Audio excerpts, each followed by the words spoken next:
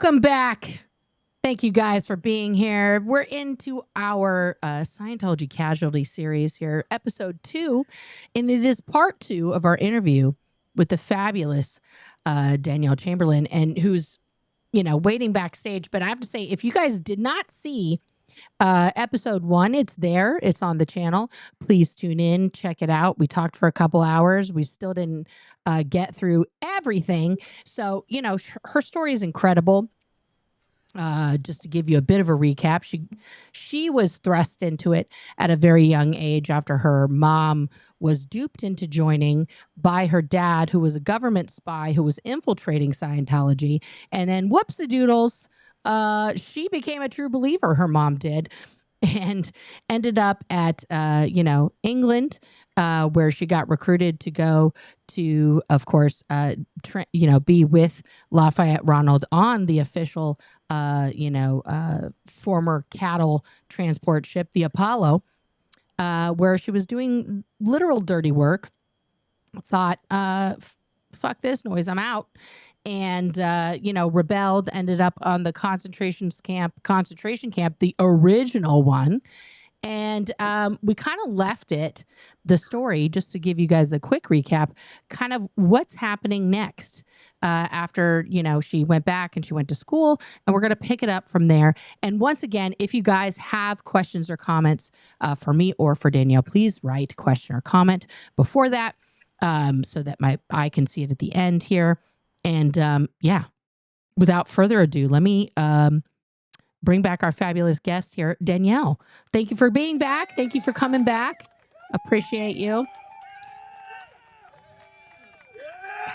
Did I recap everything correctly? Did I leave things out? Yeah, frozen again. Frozen. Well, I can see you. Let's see what everybody. Go ahead. Did you hear what I said though earlier? I heard a little bit of what you said. Yeah. Okay. Did I leave anything out of the recap?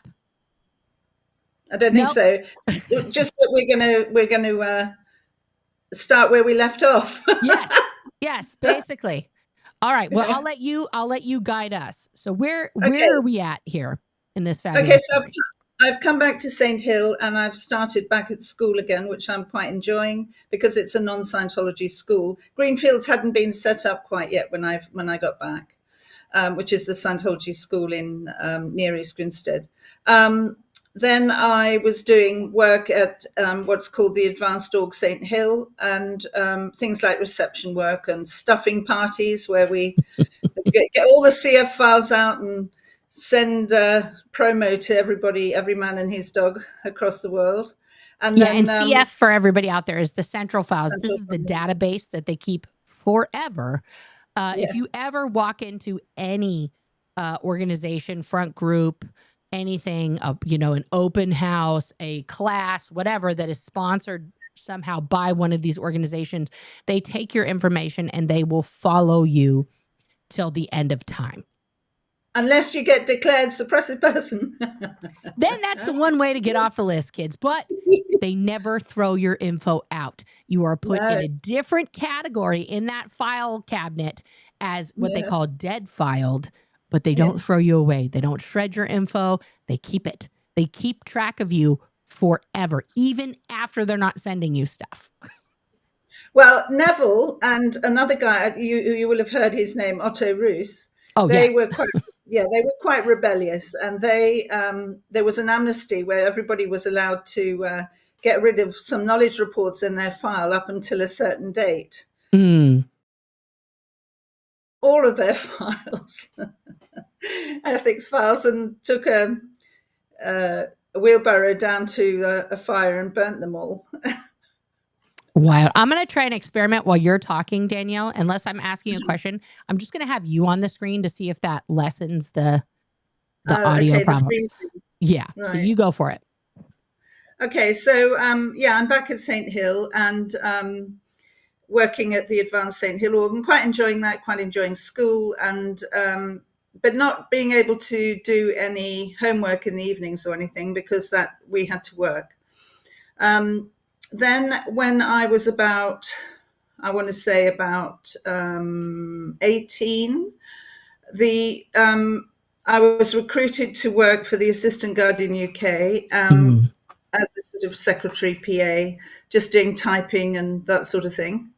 I hope you can still hear me because it's I can frozen absolutely again. hear you. And can you hear me? Nora, can you still hear me? Yes. Yes. Okay. Yeah, the whole time. But you can't hear me when I'm talking there, which is weird because my mic is still on. So yeah, it's strange. I've got full internet and everything. I'm not quite sure why it's doing it. I don't know either. Let me make. I'm gonna make strange. myself small. Anyway, and I'm gonna make you bigger. I've frozen again. But you're not frozen to me. All right. So what I'll do is I'll just keep talking every time it freezes. I'll just keep talking. Yes. Okay. Cool. All right. So I'm now working for the Guardian's office and doing sort of PA work, but I'm about to start my A level. So I must have been 17 going on 18. And Jane Kember ordered somebody called John Chatter to come and take me out of school, and they were not allowing me to do my exams because, that's not keeping Scientology working. Right. Forget your education. It's not important. Working for Scientology is the most important thing on the planet. In the seal. Of course. So I'm not best pleased about this, of course, but ended up moving because they then purchased a building in a place called Rottingdean near Brighton in West Sussex. And it was a big, old, huge, airy red brick building that had been a nunnery. So there was a graveyard on site full of nuns' graves. Wow. And only the graveyard still belonged to the nuns. So every time a nun carved it, then they would come and have their funeral. Oh my goodness. Yeah, so that even though we still, Scientology owned the building, and that was just an aside. And then they tried keeping chickens for a while, and that didn't work very well. Excuse me.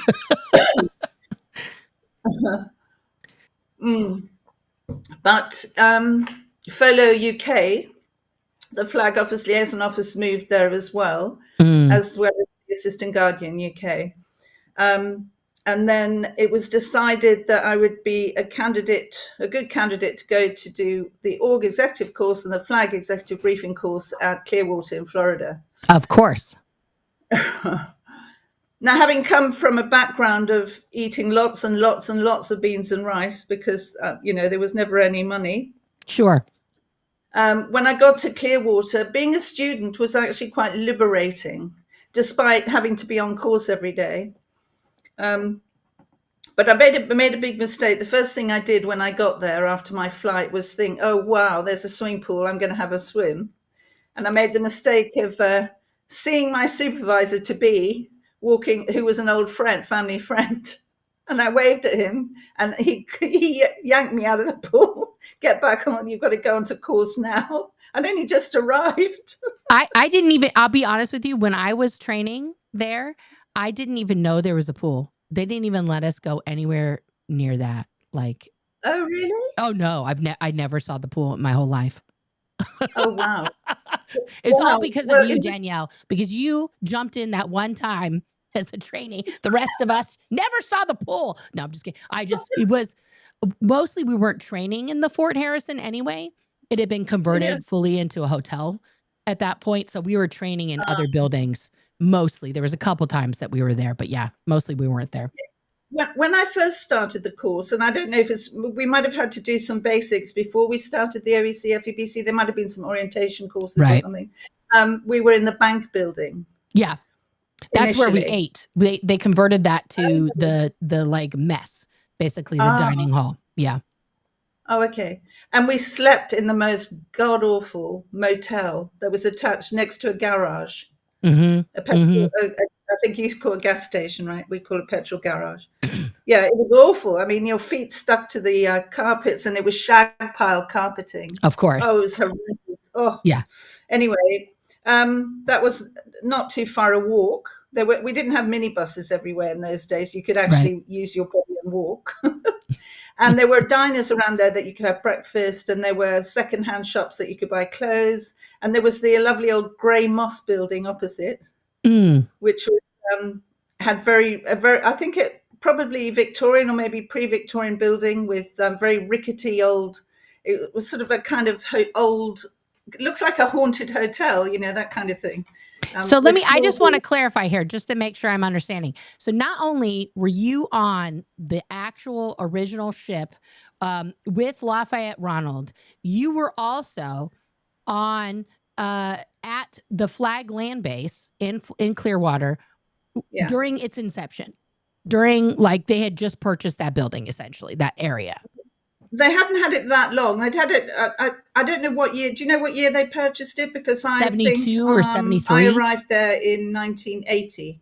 Okay, so they had just. So you're in the you were in the OG fake space Navy on the Apollo with Lafayette Ronald, and then onto the land base that they had just purchased, because they purchased the land base there around the same time that they purchased the chateau in California. In Hollywood for the celebrities, right? So yeah, there you go. You're in both these places. 1975. There you go. It was the year before I was born. They purchased. Okay, so it was 5 years old by the time I got there. Yeah. I think there Mark. Yeah, that's right. Yeah. So 1980, I arrived. And how old are you here? 19. Okay, so at 19, they're sending you off.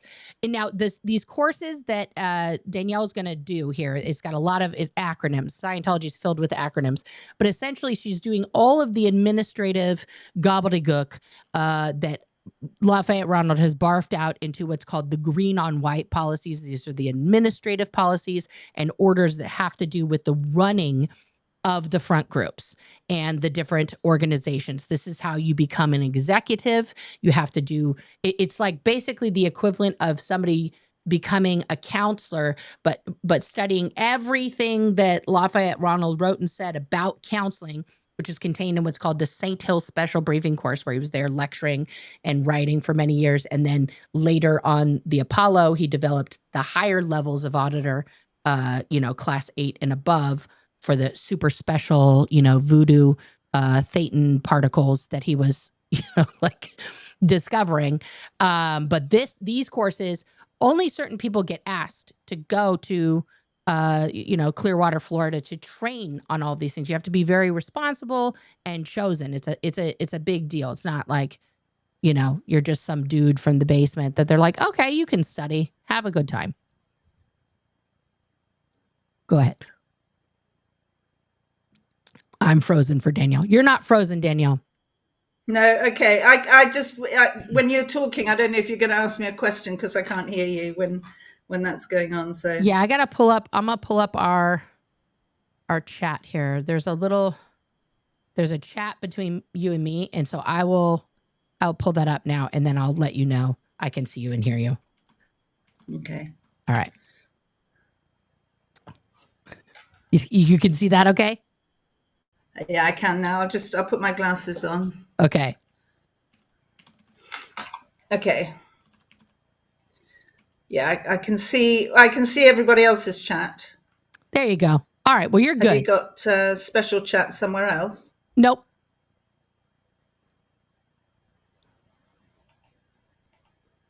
Okay. Okay, so I'll keep talking then. Yes. If we're talking about the FEBC. So yes. One thing I enjoyed about it was the people were fabulous. I really enjoyed the students. I enjoyed I didn't enjoy the studying because it was pretty intense, and there's tapes that are just monotonous and send you to sleep. And of course, if you fall asleep, you've got misunderstood words in Scientology and you've got to go back and do it all again. It's a bloody nightmare and it's so boring. Anyway, hated it, hated that aspect of it, but loved the kind of more social aspect of it, the people and the environment. After course at night, we could go up to the roof and sit and smoke cigarettes and look at the sun going down or whatever it was. And or we go to the lemon tree and have yogurts and coffee and stuff like that. And the food was so much better than it was in England. I don't know what the guys at Flag actually felt about the food they were getting, but compared to what we'd had in England, it was, I'd never had cornbread, for example, and that's the first time I had cornbread. I'd never had and they made cornbread in huge trays. There was tons of it, and we'd never had what's the other thing they had?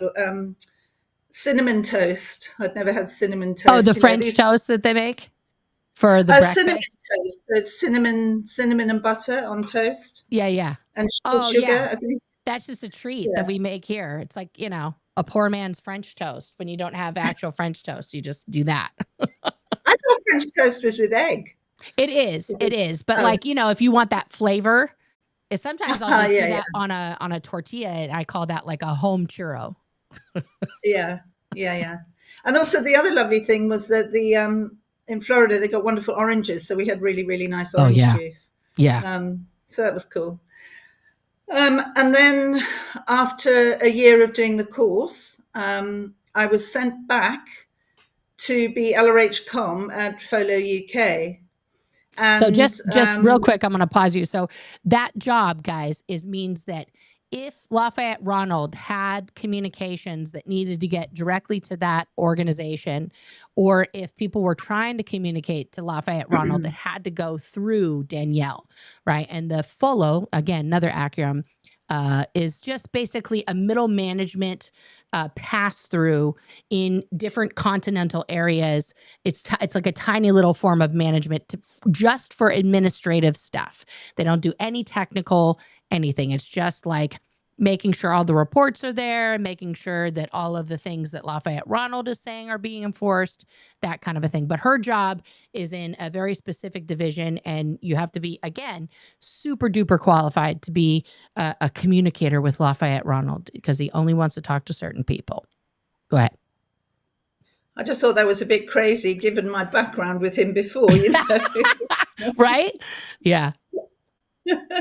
Anyway, initially, that was not before having left Flag initially to come to the UK. And then as soon as I got to the UK, there was a telex from the Commodore's Messenger Org saying I had to turn around, come back to Florida to join the Commodore's Messenger Org again. So I was flown straight back again. And of course, the authorities, they give you a short story. There's no way they were going to believe my story, and they wouldn't let me into the country, so they escorted me back onto a plane and sent me back to England again. Right. So that didn't work. So that then they sent me back to the UK to become LRH Com, and initially it worked quite well, and things were going well. And then this was around the time that the Commodore's Messenger Org was getting rid of all the executives, and they were coming in quite heavy. And they sent a huge mission to the UK to start implementing all these rules and regulations. And this is when they started taking away television, newspapers, right, just at this point. And coincidentally, right after Operation Snow White went down. They don't want anybody to have access to the news. They don't want you to know because it was international news. It wasn't just like here in Los Angeles. Like, it was everywhere, because we had 12 people go to jail who were arrested, including Mary Sue. And if you had worked in that division in the Guardian's office, with under Mary Sue's direction, and if you'd been on the ship with her, as you had been, you're certainly going to be like, I'm sorry, where is Mary Sue? What happened? Yeah, exactly. Yeah, exactly. Also, I forgot to say, and this is really important, just before I went to Flag the first time, my mother, who was 42, had a stroke. Oh, no. Yeah, so she had been working till 3 a.m. every day for 3 weeks in a row and getting very, very little sleep. She'd also gone through a divorce at the same time, so that piled with no sleep and everything. Anyway, she had this stroke. My 8-year-old brother found her at Stolin's in the room. Oh, my God. He ran and got someone, and then she was admitted to hospital. The problem was that 2 people from St. Hill were sent to the hospital before she had any medical intervention. And one thing about strokes is you have to get treatment ASAP. Immediately. She didn't get that treatment. Oh, my God. She didn't get that treatment. They took her out of hospital. They're not even family, right? So I had no say in what happened to my mother. Being the eldest child, I had no say. And I said, I tried to argue that she had to be in hospital. No, Scientology were going to heal her. So they took her out. She was put in a bed at Stonelands. She could not move. She was paralyzed, completely paralyzed down the left side. She Oh couldn't my sleep. God. She couldn't, her bodily functions, she couldn't do anything for herself. So my teenage younger sister was nursing her. And this is, my sister was somebody who was babysitting the kids at night when all the parents went to St. Hill in this big old house. And one day there was a fire in the house, and my sister rescued children from smoke-filled rooms before the fire brigade got there. And nobody perished, but the fire brigade had to come and put the fire out. Well, yeah. This is the kind of environment that we were living in. And my mother was lying in this room with my sister nursing her. My sister then said, this isn't okay. There was another lady, a lovely lady who'd been a nurse, and she also saw my mother, and they agreed between them that they had to get the general practitioner, the GP, to come and see her. And he immediately put her back in hospital again. Of course. But from that moment on, she was on her own. There was no Aftermath Foundation to help her, you know? No. But how long had she, like, so she went to hospital and they took her out before, like, what, 24 hours before she was? Oh, God. Yeah, really quickly. As soon as she'd how been long admitted. was she back, like, with your sister taking care of her? Probably about 3 or 4 weeks. Oh, my God. Uh-huh. So what happened to your mom as a result of this neglect and severe, like, if this were a doctor who had done this, this would be a malpractice suit. But, like, what happened to your mom? She was paralyzed down her left side for the rest of her life. Her bones in her elbow were detached. So when she moved her hand, it was crunching because there was bone on bone. It was horrible. And then she ended up, she managed to work for a little bit because she'd been a journalist in her life before, and she'd been editor of the Auditor magazine at St. Hill. And she managed to work for a local newspaper in East Grinstead for a little while, but not for long. And she also managed to stand for Parliament as a Liberal parliamentarian. But she then, just went downhill from there. She had a fall and then something broke. And was not able to function. Her left side she wasn't able to use her left side at all. Oh, my God. And of course, they just disavowed her at that point. They were like, we don't know you. Absolutely. Yeah. Yeah. So now by this time, this was around the time that all the execs were being kicked out. My brother-in-law had been the CEO at St. Hill. He was kicked out. My sister was kicked out. And he was declared. So then I was declared PTS, potential trouble source. But not before I'd been removed from my post as LRH-Com. And one of the things, apart from being connected to this brother-in-law, was that there was a committee of evidence on someone who they were absolutely determined had to be found guilty despite a committee of evidence. So the committee of evidence, it's just a sham. And I was saying, no, per LRH policies, I'd been trained, he has to. Did you try to use policy in a procedure in Scientology? Did you try to use Lafayette Danielle, are you trying to practice Scientology inside of Scientology? What are you thinking? Like, guys, this is what I really want you to pay attention to this story here. I'm going to stop interrupting her in a second, because this is what Valerie Haney is going through right now with this ridiculous arbitration. Okay, because all of those things, whatever justice you're getting in Scientology, whatever, is already predetermined. They already know you are guilty of XYZ. They do the hearing as a formality, as what we used to like to call in Scientology an admin exercise, okay? Which means that you're literally just filing the paperwork, okay? This would be like if you were picked up on the street by police and they said, you murdered Joe Jones. And you're like, I don't even know who Joe Jones is. And they're like, nope, you're the guy, you murdered him. And they just take you to a courtroom where a jury and the judge have already deliberated based on evidence that they found that you haven't even seen. You don't even have a lawyer. And they're like, okay, guilty. And you're like, wait a minute, where's my trial? That's a Scientology committee of evidence. Okay. Like it's already predetermined. No matter what you say or bring in as evidence, it's already refuted. It's already refuted. Okay, carry on. No, that's true. The other thing I want to mention, I completely forgot, and I did, and this is quite sensitive, but it's important that the story is told. When I was 18, an American guy pursued me. He was working for the Guardian's office, and he asked me to marry him. Now, in Scientology, in the Sea Org, it's quite an attractive proposition because you're going to get your own room, your own space, this kind of stuff. And he pursued me quite hard, so I said yes. And this was just before I was sent to Flag for my training.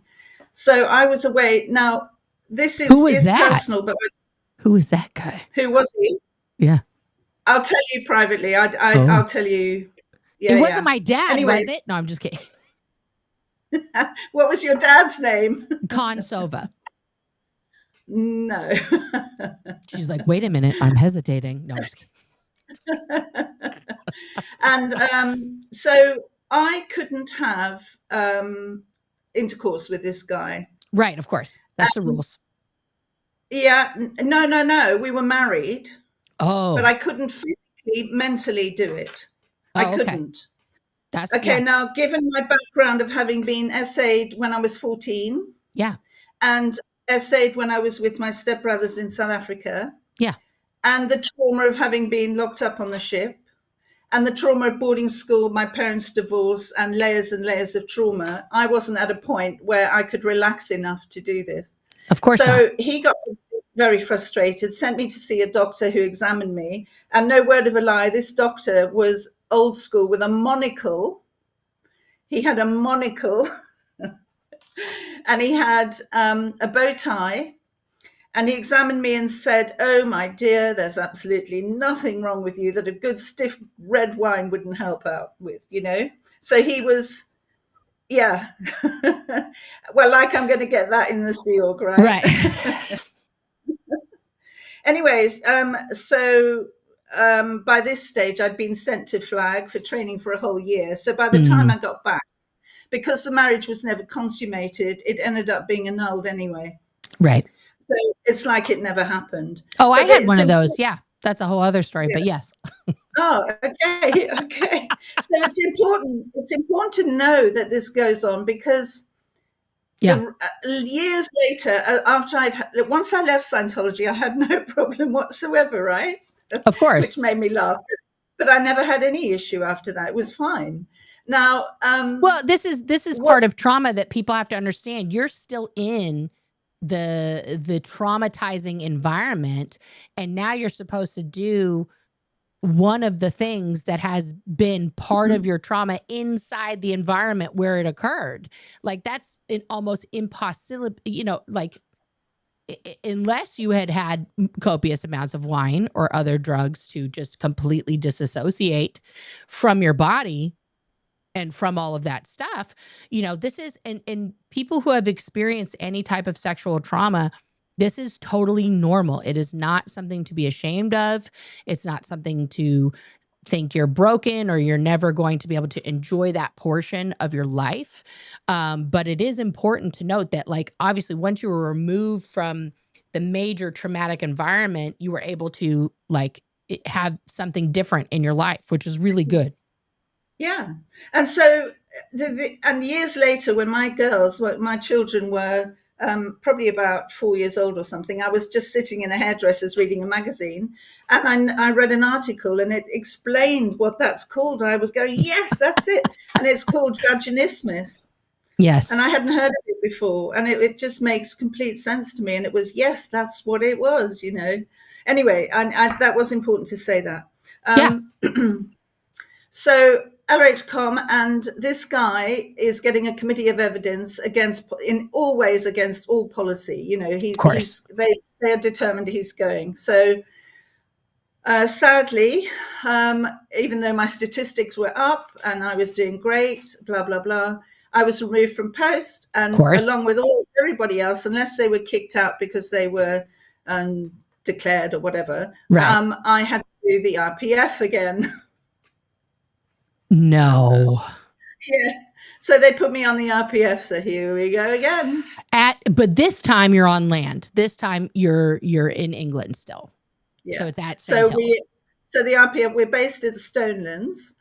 At night time, we're put in a minibus and driven 30 something odd miles into central London to the Tottenham Court Road org, which was the only London org at the time, right? Which is now the book centre and the walk-in centre. And we had to decorate the course room and stuff like that. But people would say to us, they would see us running. We had to run from A to D and do exercises on the pavement in public, on the pavement in central London at 3 a.m. Sure. They must have thought we were completely nuts. So we were doing that for a while. And then I thought, I am just done. I've had enough. By this stage, my mum had left because she'd had a stroke. My brother-in-law had been kicked out from when he was the CEO. My sister had left. Everybody was gone. My brother had left. My brother was living with, I don't know if you know Ira Shaliff. So he was living with Ira and Sheila at the time, who was Ira's wife. And I thought, there's nothing for me here anymore. I'm not going to be treated like dog shit again. And so I just had to do what's called a completed staff work, where you just ask. I think you mentioned this in the last session, but I had to ask permission to leave. And so I made up the fact I've got some debts and I need to go moonlighting to make some money, because, you know, you wouldn't want to bring Scientology into disrepute. No, never. And I left. And then I had someone called Simon Wackley knocking on my door and ringing the bell. And then he had other people call me, and they were trying to get me to come back. And there's no way. I wasn't answering their calls. I wasn't going to go to the door. My sister was really good at shielding them and telling them to F off when they're not interested. And then I did, and then I did some work working for a Scientologist in town who ran a burger place. I was flipping burgers for him and making coleslaw and stuff. I didn't do that for very long. And then another ex-Scientologist who was great, actually, who's also declared, he found me a job in central London working for an IT company. But not before I was asked by David Gaiman to come and work as his PA. So what happened was, and just pause there for a second. So David Gaiman is Neil Gaiman's father. We all know Neil Gaiman from his books and now his sex scandal, which is not a shock to me after all the upbringing that we've all been through. But Neil Gaiman, David Gaiman, is still to this day employed by the Church of Scientology. He's still listed on their corporate documents as like one of the trustees for, even though he died years ago. Yeah. Yeah. So Neil Gaiman's family, deep in with Lafayette Ronald, trained under Lafayette Ronald in St. Hill when he was there before he went to sea. And then when he went to sea, he left things in England in the charge of David and his wife. And so Neil was brought up. I know in interviews, he's like, oh, that was just my parents' thing. First of all, this man was running the London organization as a 19-year-old. Okay, so don't tell me it was just my parents' deal. Like, so much denial from him on his involvement, which is probably, in my personal opinion, led to his weird sexual proclivities, because anybody who reads Dianetics more than once in their life is going to end up with some weird shit, that you should go see a therapist. But he never will. No, and for the majority of the time that I was at St. Hill, they were not in the Sea Org, right? So they were members of the public. David and I think Herbie ran what was the staff canteen at the time, right? So, but we didn't get the money from that, just saying, right? We didn't get the money from the canteen. This was David and Herbie's business. So, and it was family run. So, Herbie's wife, Jenny, was running the cafe with Rhoda Zeffert, who was Sheila Gaiman's sister, Anyway, always so nepotistic. So there was Neil and Claire and Lizzie, and Neil always had, as a kid, was always if you ever went round to the house, was always in his bedroom reading books. He was always into his kind of fantasy and his books and all that sort of stuff. Oh yeah, always into it. And then Claire and Lizzie, I remember them helping out at G&G, which was Gaiman and Gaiman, the vitamin shop that all the Scientologists had to go and do their shopping in. Of course. And David, a very good Jewish boy. Yeah. Yeah. I just think it's wild to me that like all of this was recreated in Florida with like the One Stoppy Shoppy, which is run by the oh God, what's his name? It's a Greek guy and I can't remember his name right now. But like his whole family runs that whole empire of like things. And then you of course had the other vitamin guy in Los Angeles who put out all that stuff. And that was a whole, the Gilmans, Janice's parents. So yeah, it's like the Scientologists glommed on to certain things and made these like little mini empires for themselves, in these health and wellness things that became like acceptable offshoots of Scientology because the Purif and all this stuff. As soon as the Purif launched, it was like vitamins, we got it. Like everybody was into it. So yeah, it's a whole other scam. Yeah, I mean, it's a bit like our members of parliament and the PPP during COVID. You scratch my back, I'll scratch yours. There was a lot of that going on. Totally. Anyway, so David asked me to be his secretary and his housekeeper. Now, this, of course, he was going through his steps, what they call steps A to E, because he'd been declared because of the whole GO Operation Snow White and all that stuff. Yeah, and all of that. And actually, I mean, David was I liked him. He was a nice guy. I did like him. And I needed a job and he was happy to take me on. I thought, well, I don't care. Of course I'll do it. And when I was in the RPF, Sheila was in the RPF with me, and so was Neil, and so was Claire. And Neil gave me my last sec check. And I always remember one of the... You don't dabble in Scientology and end up on the concentration camp. Like you can't be like, oh, I didn't really do that. Like, and you were in the concentration camp, auditing, doing counseling 5 hours a day and running everywhere and doing construction. Like that's the least dabble you can do. Well, Claire was riding the dump truck. She's married to someone called Tim. They're in Clearwater, I think, aren't they? In CMO. But anyway, wild. She ran the dump truck, and we were building this castle. So the new extension to the castle, we were building that. Yeah, we were putting down all the flooring and the copper things you've got to put in between the bricks and the breeze blocks, and carrying bricks and running everywhere and using crowbar. It was really fit. I mean, we were really fit. Oh yeah, that was the best diet I was ever on. Yeah. What? The no food diet. The no food, run everywhere, burning 10,000 calories, eating 1,000 a day. Yeah, absolutely. Yeah, I know. And also I remember doing the purification rundown when I was, I don't know, 16 or 17. And I remember being in there was a lady next to me who'd had a lot of magic mushrooms and all LSD and all sorts of drugs. She was sweating white milk, Yeah, I mean, I don't think that's supposed to come out of you.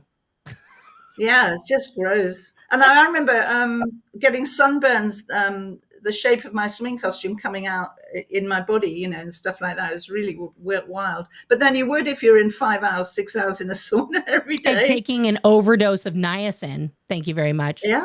Yeah, no, like it's what, like when you do the science now on like how much niacin a person is supposed to consume on a day, and you think that like for weeks you were at like the maximum of 3,000 milligrams of niacin, that's like people's livers are being obliterated on that program. It is wild. And children do this program.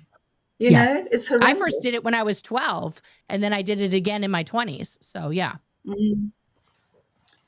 Anyway, I don't think Neil was on the RPF for long. And then I don't know what he was doing, but I remember him giving me a sec check, because I remember one of the questions he was asking about that when was the last BJ I gave somebody, it's just crazy. I know that was one of the questions, and I thought, I just really... For all of the people who think Scientology isn't completely obsessed with sex, that's a normal question while you're getting interrogated. Absolutely normal. Yeah. Anyway, it just reaffirmed for me how mad the organization was. It was just nuts. So I'm working for David, and actually, he taught me to write my first check, Kel Surprise. I'd never written a check or of course not about money. So he was teaching me about money, because my parents never taught me anything about money. all I ever knew about money is how we never ever had it in Scientology. Right? We didn't have enough. That was it. Yeah. And then one day I was at the kitchen sink washing up or something, and Sheila came in because the whole family, she had to try and come and handle David because of his being on the A2E. And she shouted at me and kicked me out the house. Wow. Said, "What are you doing here? Yeah, you're not allowed to be here." And she kicked me out. So I went back to my sister's place where I was staying. And then 2 weeks later, she called me back and she said, would I like to, can she take me for a coffee? So I went for coffee with her at a hotel in town. And I thought she was going to apologize, but there wasn't a bar of that. I never heard from David ever again. He never gave me an apology. He never wanted to check how I was. Right. And it wasn't an apology. She was just trying to handle me and get me back in. So that didn't work very well. Of course. Yeah. So then I'm out, and this ex-Scientologist gets me a job working in London in IT. And then from that point onwards, my life was fine. You know, I started to find my feet again, but I chose a partner, somebody who was really earthbound, not at all spiritual, not ever going to be ever interested in any cults or woo-woo or anything. And it's the best thing I could have done because I learned to drive. You know, I learned what it meant to make proper money. When I got my first paycheck, it was probably 3-4 times what I made, you know, over 4 years or something in like 1 month. Isn't that, now, let me ask you that. So like after, what was that feeling like when you were like, you're thinking in your mind about all the work you've done, probably about all the things you didn't get done, and that maybe you're going to get fired probably because you're not cutting the mustard. You're not getting all these things done at once. Your speed of particle flow is shit. Like you're not doing enough. And then you see your check. And what was your thoughts? Did you have thoughts of like, oh, I don't deserve this? This is wild. Should I ask someone? Like what was the thought process? Yeah. So I remember distinctly thinking, is this really all for me? Has there been a mistake? You know, right? Is this really? Yeah, because that's right. It's drummed into you. You're never good enough. You're not good enough. You can do better. Do better. This isn't okay. Start again. Flunk. Start again. Flunk. You know. And so, over the years, it took me a long time to realize that actually I was really dedicated at whatever I was doing. I was really bloody good at what I did. Yeah. Because I did come to work on time. I did put in the hours. I put in extra hours because that's all I'd ever known. Right. But for the first few months, I would go and have a coffee and I'd always be looking behind me, you know, right. and checking my watch and being scared that I'd being followed. I mean, I was quite paranoid initially. Did you clock out for lunch when you first started? Or did you just sit at your desk eating and working? I did a lot of that. My first job out of the Sea Org, I never clocked out for like the first 2 weeks. And then I didn't realize I clocked in for the day and then I would clock out for the day. And so after, like, when the first paycheck was being generated, my boss comes up to me. He's like, listen, we need to talk. And I was like, oh God, I'm fired already. What's happening? And she's like, well, there seems to be a problem with your time card. And I was like, was I late? What happened? Did I, that one time, you know, we talked about that, you know, like this whole thing. And she's like, no, I don't see any times that you've clocked out for lunch. And I was like, oh, no, I just eat at my desk and keep working. I'm good. I don't need to clock. I don't need to take a lunch. That seems inefficient. And she's like, no, you have to take a lunch. And I was like, no, I don't have to take, I'm good. And she's like, no, you're not understanding me. Like, legally, if you don't clock out and take a break and then come back, like, we can get in trouble with the labor board. And I was like, you mean I have to not be working while I'm eating? Or you guys are going to get, like, I was so flabbergasted, right? Just like, what? And she's like, yeah, can you please actually take lunch? Can you please do that? And I was like, oh, okay, I don't want you to get in trouble. Like, that's crazy, you know? Like, yeah. But I was a really dedicated little soldier. I really was. But what's great is that the bosses used to take me out for lunch. You know, they come on, what are you doing? You don't need to sit. It's lunchtime. Come on. And literally, and this is in the 80s, right? In England, when Maggie Thatcher was in power, and it was boom time. and she we would go to like special clubs and things that they had, and have really lovely food that they'd pay for, didn't have to pay for it. And I couldn't believe it. And we went for sort of wet lunches, as it were. You would Yeah. have supposed to go back an hour, but if the boss is with you, sometimes 3 hours it would Sure. take You're for lunch. talking. It's good. It's business. It's a write-off. It's nuts, crazy. And then I started doing lots of temp work, which I really enjoyed, because that gave me afforded me the opportunity to go and learn about all different kinds of jobs, and that kind of stuff. So that was cool. And then I worked in the city, and that was amazing. That was I earned so much money. It was just crazy, crazy, crazy times, And in the city, it didn't used to sleep in the 80s. You'd get Oh, people would sure. come into 4 in the morning, and the traders would be there really early, and on the Yeah. floor, and then we would sort of had the most amazing canteen. I thought, oh my God, if you knew what I grew up with. This is like a party in your mouth every day. It was just amazing. Breakfast, lunch, and anything you wanted, whenever you wanted, at a hugely reduced rate. Sure. And then there was something called Big Bang, when it all went tits up, and the banks were sort of buying out all of the smaller brokers and what have you, and things changed. But Well, that was nevertheless, it was the international bank collapse in the late 80s, when we uh-huh. had the collapse for the young people in the audience who didn't survive that. We had an international monetary collapse in the 80s. We had the end of the 70s, and a lot of international banking, trading, other rules changed in 1970, which is what we see the income disparity now. Just to do a quick economic. So prior to the 70s, we had World War II. People come back from the war. All the countries are giving incentives, right? We had what's called the GI Bill here in America. I don't know what they called it in England, but returning soldiers from the war were given a lot of things. Here, they were given university. They were given help to buy their first home, which is where we got all these homes everywhere in America being built and stuff, and what gave birth to what is now known as the American dream, right? And people were working factory jobs. They were working, just regular jobs, but they could afford a house, 2 cars, their kids, and to send their kids to university. And in 1970, all of the banking regulations and everything else went out the fucking window. And that's where you start to see the average income stay like this, and the CEO and the investor and the top of the hill income start skating away from each other at just landmark rates, where we are now, where you have a CEO of an average company makes at least 500 times of what their worker does, right? And along with that, in the 80s, we had the Wall Street boom for a bit there in the beginning of 80s, where we had greed is good, Gordon Gekko, the yuppie movement, and then all the small banks collapsed, which was a huge scandal here in Right. America, but it spread out. People think that just Yeah. affected America. It didn't. It affected the whole world.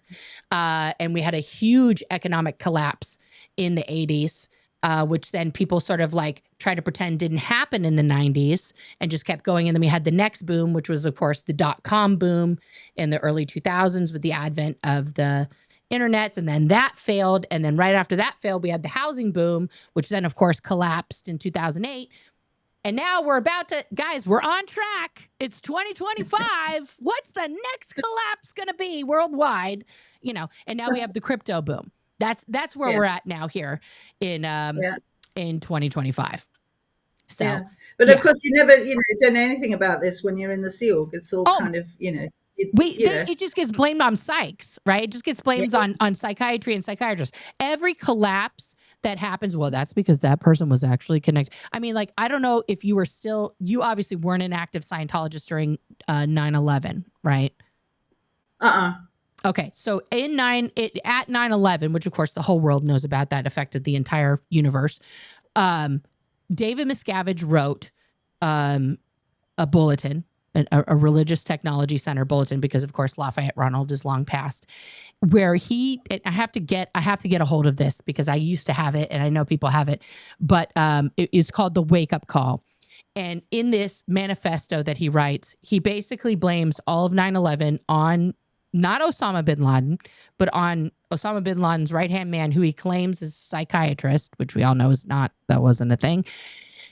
And that's why Osama bin Laden went bad, because his guy was a psychiatrist, and this is why we have to end psychiatry. So if you are sitting on your ass right now as a Scientologist and you're not joining the Sea Organization, get up off your ass and join the Sea Org and join staff and do all these things. And it was supposed to get this wave of like just people running for their lives into the organization to clear the planet, you know, which of course didn't happen.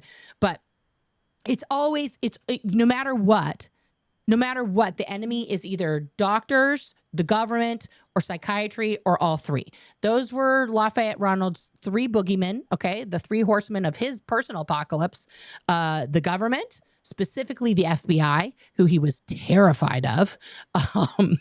You know, the medicos, all of medical science, which he just threw into a basket called the medicos. And then, of course, the separate, most evil basket, psychiatry, who later, if you continue with Lafayette Ronald's works, and he does go over it a little bit in the like the OEC, FEBC, and of course in the research and discovery volumes, which they don't even exist anymore. They don't let that out of the bag. But he basically tells everybody that psychiatrists, psychologists, therapists of any kind, mental health professionals are all reincarnated overlords from the enemy galaxy that have come here to enslave man forever. Yeah.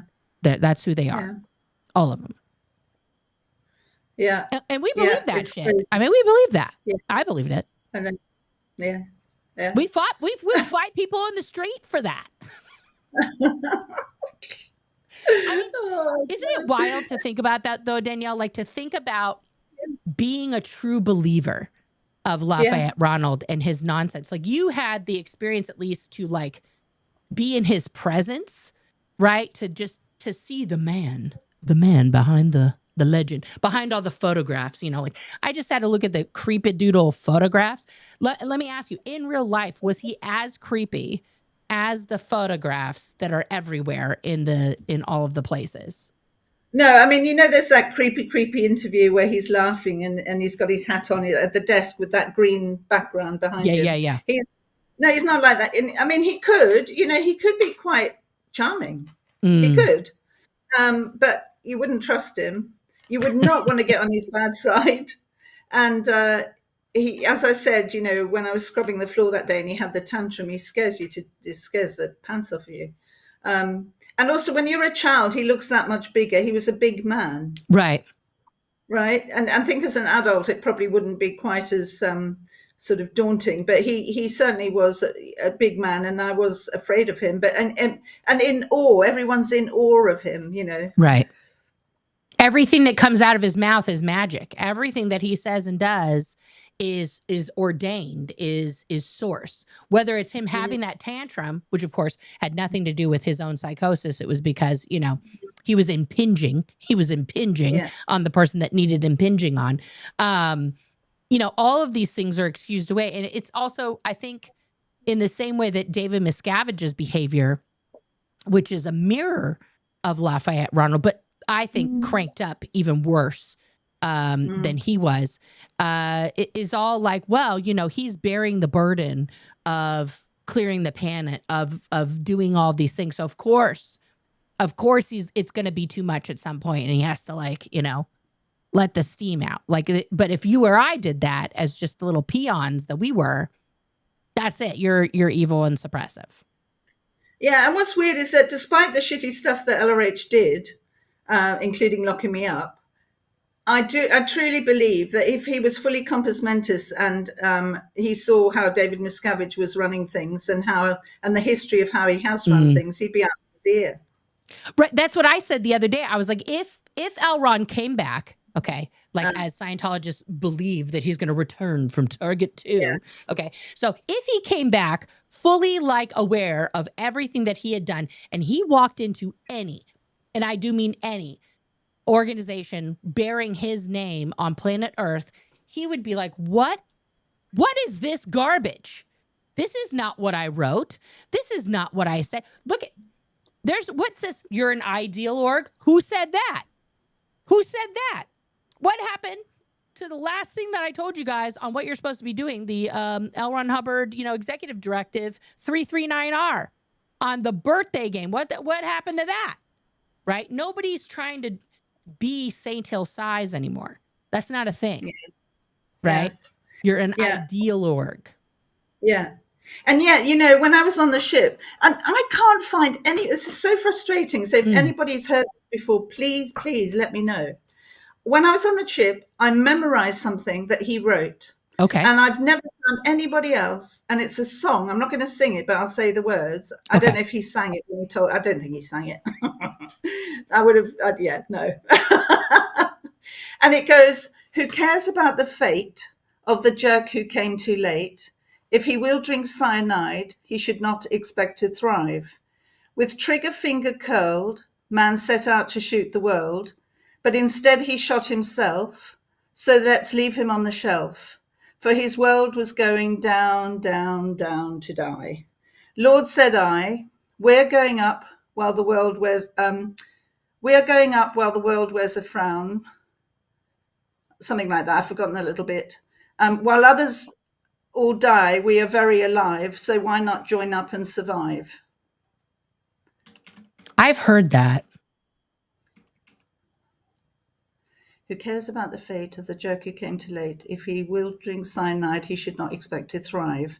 With trigger finger curled, man set out to shoot the world, but instead he shot himself, so let's leave him on the shelf.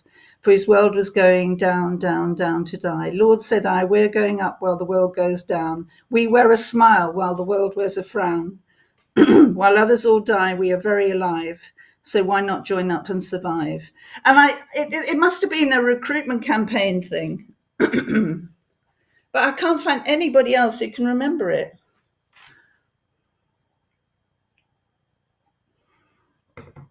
Let's see here.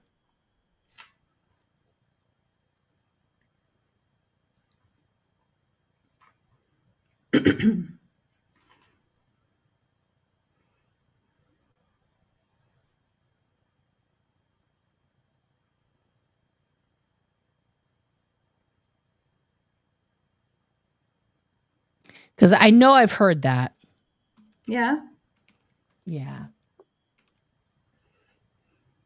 Well, we can look for it another time, I guess. But it just, was interesting, right? No, that is an interesting one. I mean, there's also like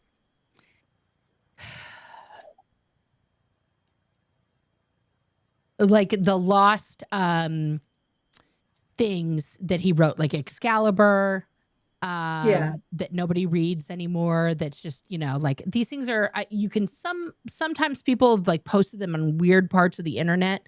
Then there's things that people suppose that he wrote, like the brainwashing manual that came out in 1954, and like these other weird things that were like all precursors to Dianetics and Scientology as like a thing, which makes total sense to me because he was a complete snake oil salesman, Yeah, Joy of Creating has a song that sounds like that. That's what I'm looking for. There's an album.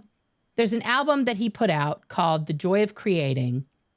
And I'm trying to think of what song it would be. The names of these songs are so wild, right? It's probably the Dougie Fresh song. I'll be honest with you, because that one is we're going up while the world's going down.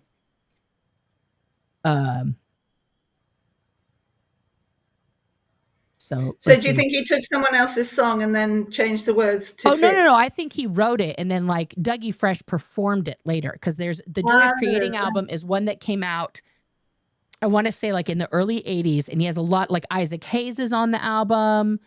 Yeah, this was on the ship when I first heard it, so I was like 12 years old, Yeah, and I think they took these things and then they made them into like, the Golden Era musicians put together. Right.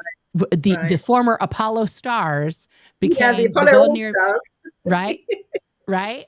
They became the Golden Era musicians. And they're still making weird music. Lara is just quoting stuff like this is the Joy of Creating, right? Which is I I say this sometimes to my kids as a joke because it's so ridiculous. Let me get the whole thing here on the screen. So force yourself to smile and you'll soon stop frowning. Force yourself to laugh and you'll soon find something to laugh about. Wax enthusiastic and you'll very soon feel so. A being causes his own feelings. The greatest joy there is in life is creating. Splurge on it. Right? Like just the stupid So stuff, don't like, have any babies, no babies. don't have babies. Don't have babies. Babies are gross. Babies are dirty. Babies are bad news bears. Now let me ask you about that. So let's when your children they're younger than me. So you finally had kids, okay?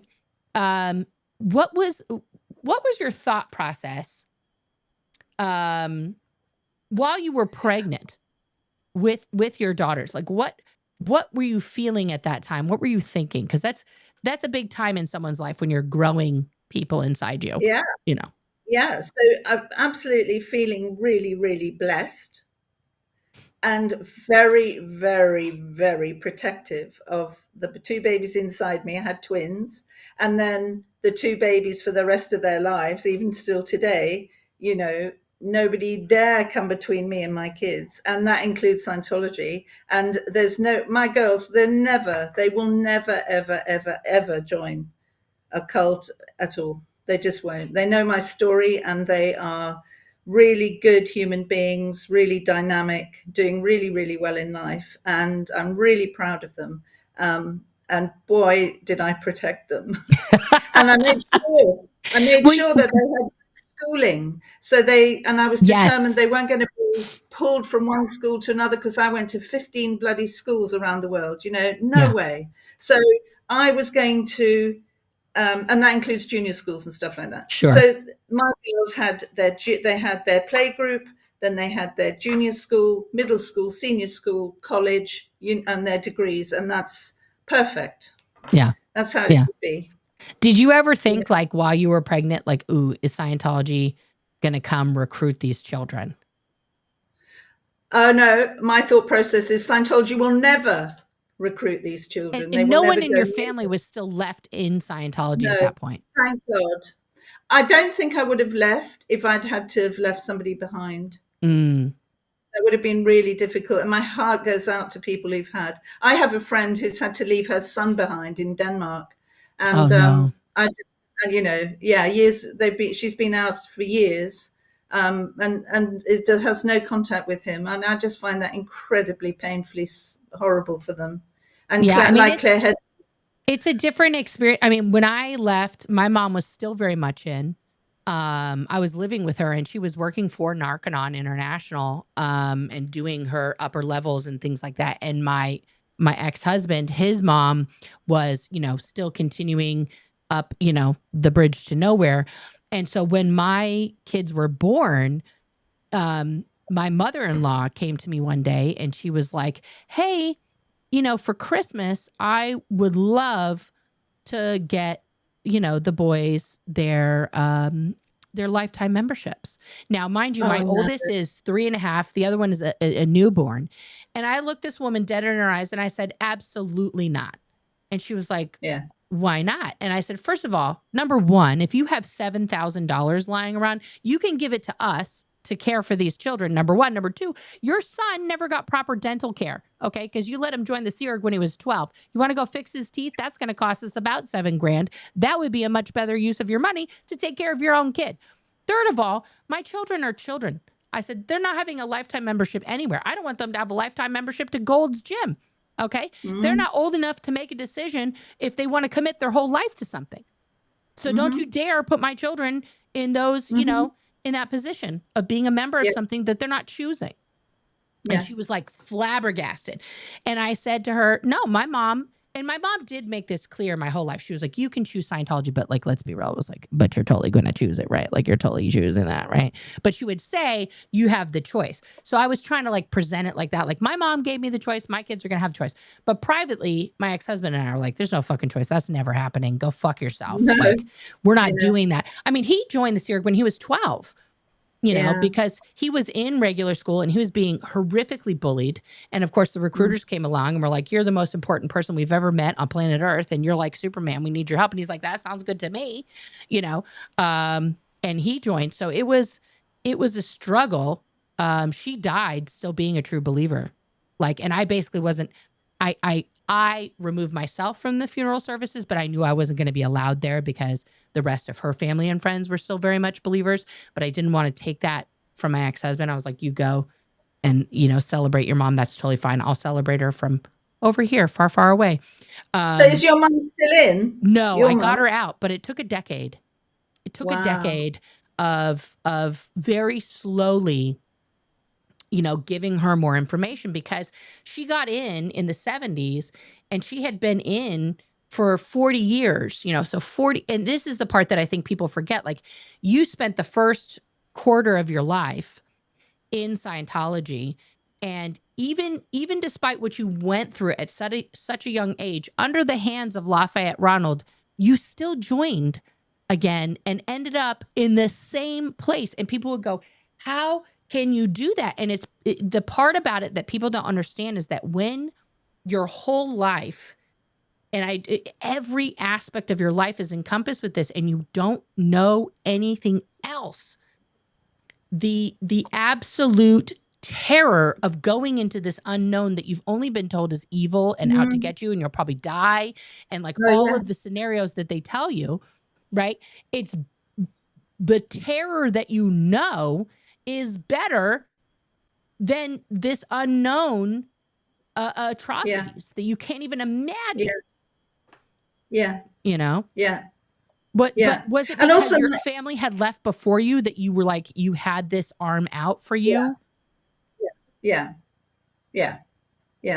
But it didn't stop me. I mean, it's still even occasionally happens now where, you know, say I got in the old days, I would get a cold after I'd left. Was going, oh, I must be PTS. You know, that you still have that. Yeah, you still of course. have that. Of course. Oh, I yawned. Oh no. What word don't I understand?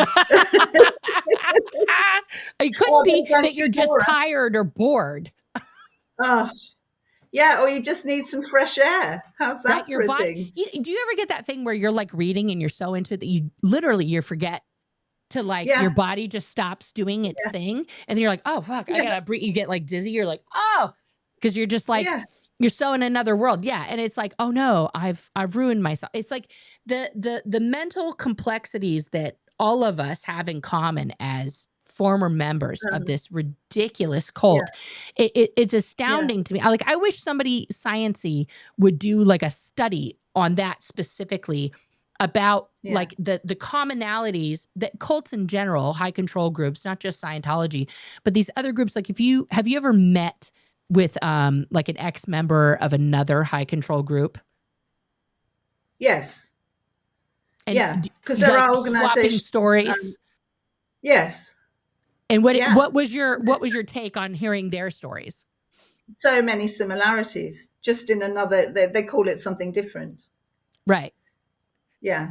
But I do think Scientology is more embedded than most cults that I've heard about in terms of indoctrination and the trauma. I don't entirely understand how or why, but I'm pretty sure. I've heard, I think Natalie mentioned it once, that there's a psychologist or psychiatrist in America who has been working with cults for a long time, and says that when he counsels people who have been in Scientology, it takes them 4 times as long to get to a good point than it would somebody else in another cult.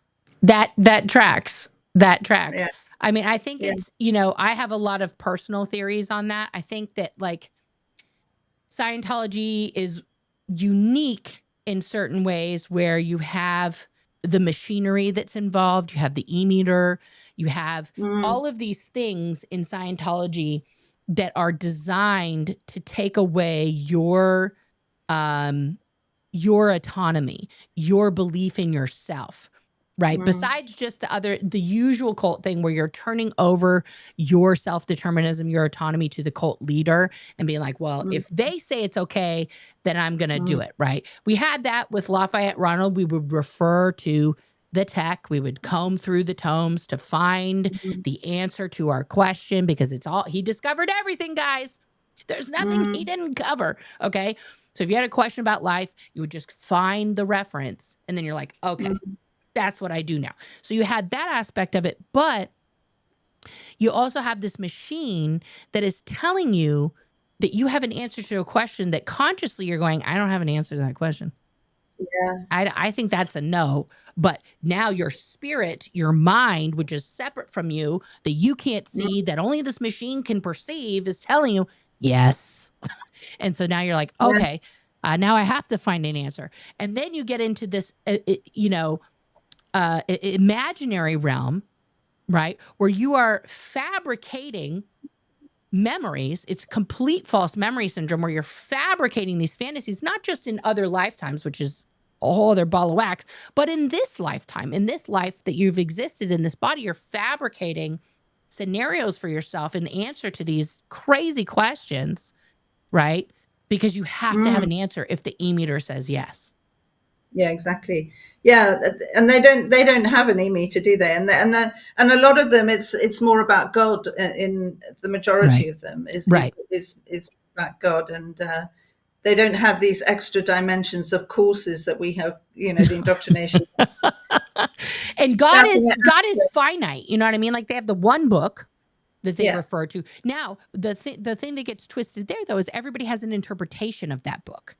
That 20 different preachers can read the same sentence and have 20 different meanings for that same exact sentence. Whereas in Scientology, there's supposedly just the one and only. And if you don't understand it, you don't understand a word there, or you have an overt connected to that concept, or you have an evil purpose connected to that concept, or you are connected to somebody who's evil, right? There's all these scenarios as to why you won't gain comprehension, and all of them drive you further and further and further into yourself, rather than in God religions. It's like, well, you're just bad, so you should go pray about that. Talking to an ashtray, and I know. Every time I think about like shouting at the ashtray, are you a corner? Like,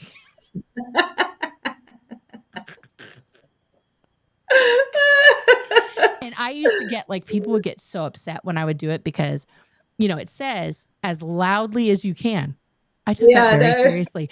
People would have to leave the course room because I was so loud, screaming at that stupid ashtray, stand up, thank you. Like, I would lose my voice just screaming at this.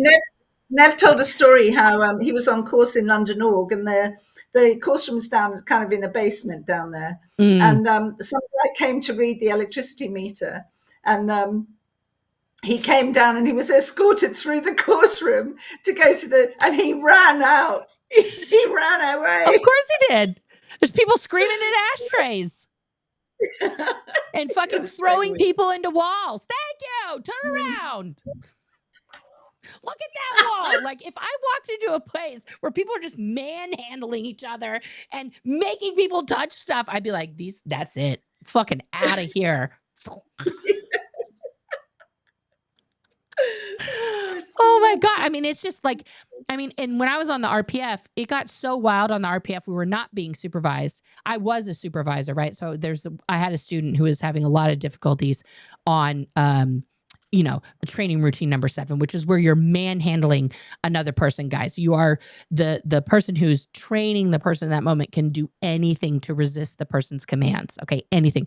And that's where you have to do the look at that wall. Thank you. Walk over to that wall. Thank you. Touch that wall. Thank you. Turn around. Those are the commands. You do them over and over and over, and you're walking back and forth.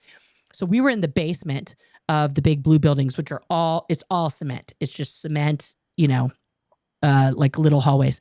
And we're doing that.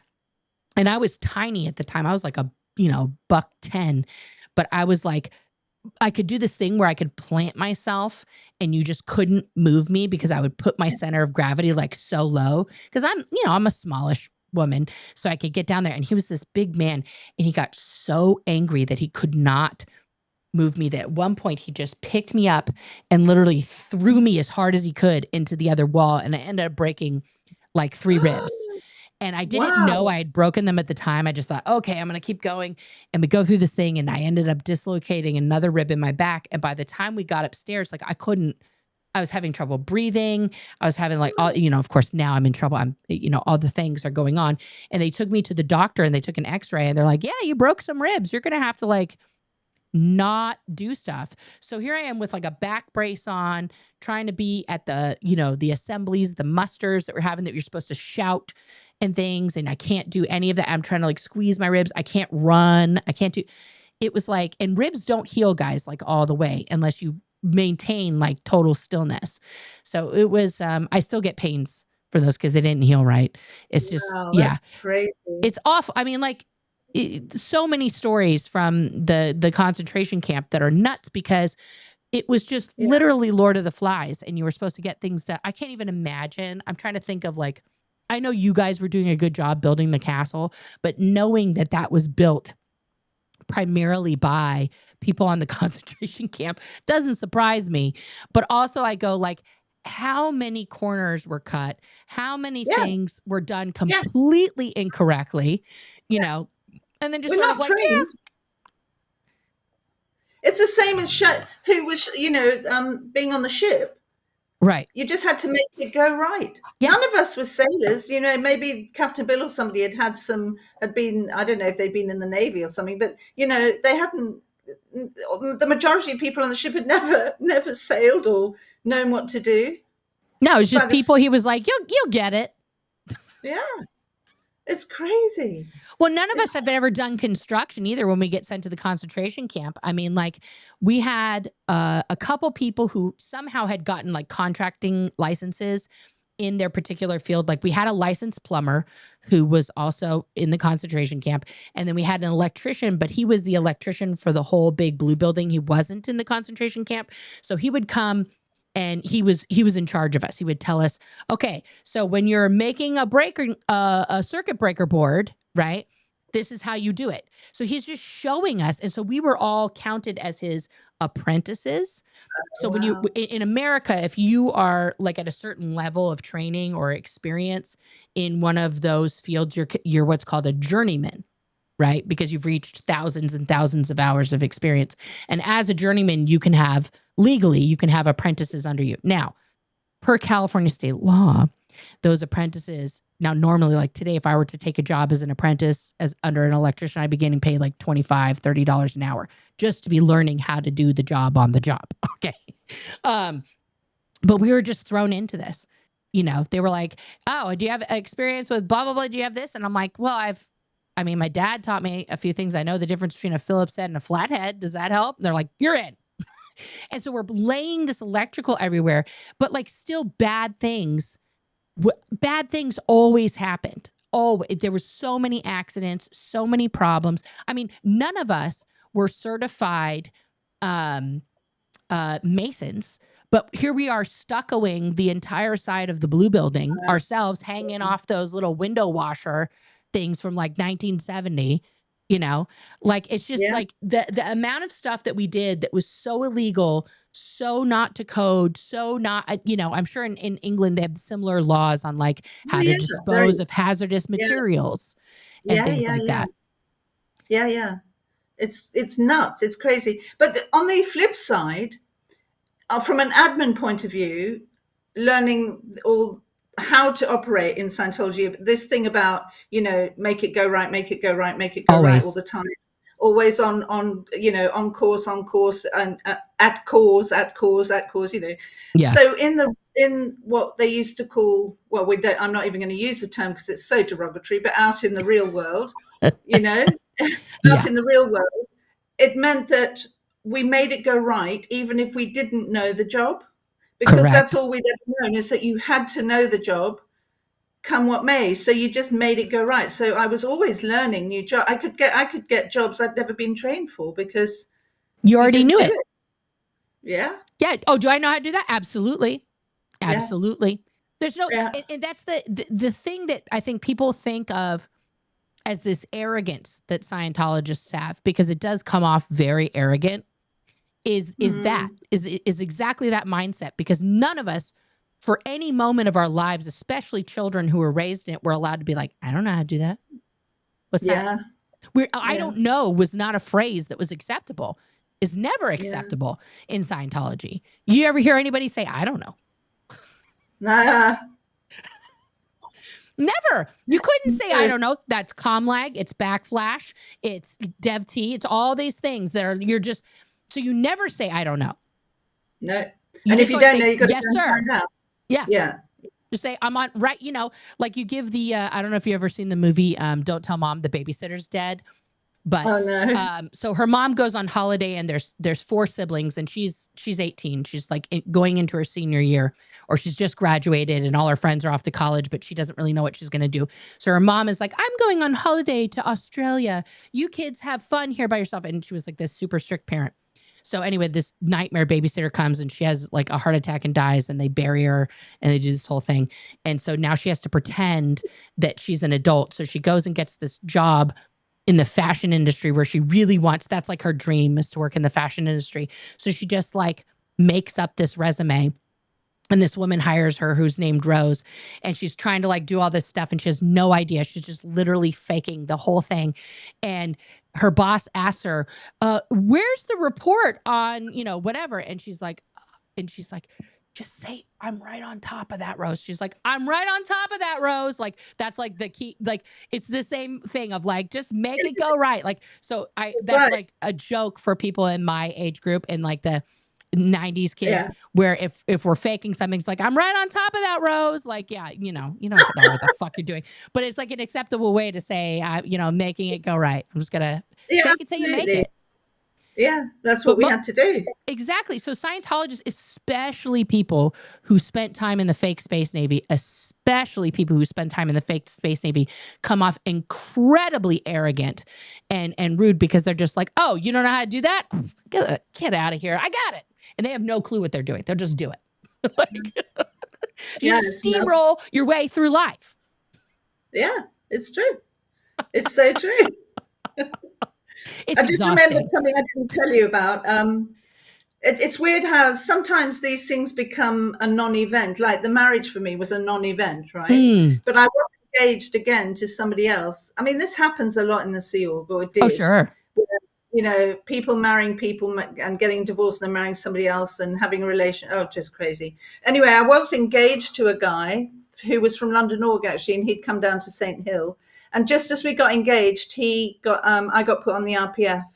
And the girl who took over from me as LRH-Com, so he excuse me, he gave me some flowers. He had some particular flowers he really liked, and I thought they were lovely, and he gave those to me. And he gave me a particular perfume that he liked. Anyway, not that I liked, right? He liked. He wants you to smell like this. I got it. Yeah. Yeah, exactly. And so I had the perfume on my desk and the flowers. And then when I got removed to the RPF, he called me on. In those days, we didn't have cell phones, mobile phones, and he phoned me on the public phone in the hallway outside the galley at Stonelands, where we were living when I was on the RPF. And he broke up with me over the phone, and I was devastated. And that night we were going to London Org to paint the basement, what have you. And you just have to do physical work, right? You can't just cry and feel sorry for yourself. You just got to get on with it, you know. And so everything's like repressed again. Anyway, about a month later or something, I needed to kind of end cycle on this whole thing, as we used to call it, and go and finish up with him and get my stuff and whatever. And he had then become engaged to one of my besties.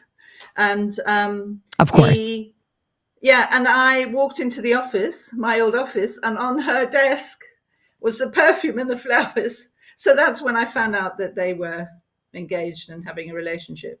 And that's why he broke up with me.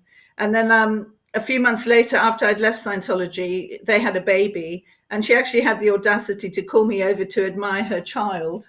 They're not together because anymore. People in Scientology, you have to realize though too, guys, for the audience who's just like, I can't, this is like a soap opera, I cannot look away.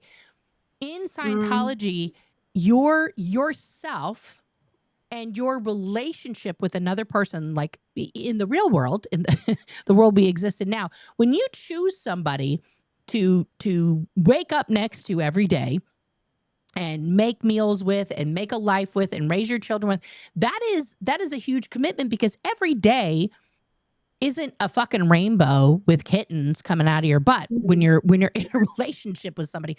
It's all over the place. It is those days, and some days it's like, oh my God, what? And especially when you have children are a question mark. You never know what's going to happen with kids. One day they love you, the next day they've got hormones and now they're in charge, and it's like a whole thing, right? So you don't know. It's a mixed bag. But when you're in the fake space Navy, especially, and when you're in Scientology, you and that person are just a matter of convenience. It just means that the two of you combine, create more power, which equals money to give to Scientology. That's it. It doesn't mean that you guys are actually compatible, that love is there, that understanding is there, that affection, the desire, all of those things are cut off. If you actually do lust for your partner physically, like you're like, God, that's sexy as fuck. Like, I want to climb that like a mountain. Nope. You better. That's disgusting. You cannot express like normal human things for the person that you're creating this, even after you have a baby.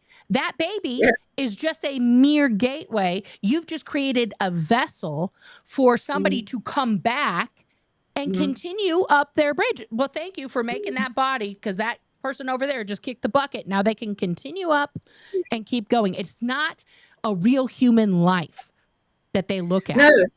No, and also there's a whole. The other day, Alex sent me a video, and it was a couple of people. It was two Scientologists talking to each other during COVID, and I realized that they're almost. It felt so sickly sweet. They're almost in glee all the time. It's like everything's roses, and they're smiling, and everything's great on it. Fantastic to see you, and you're going up the bridge, and you're on purpose, and there's never any acknowledgement that life isn't actually a bed of roses all of the time. And in Scientology, if you're feeling a bit low, or you feel like crying, you're not allowed to. No.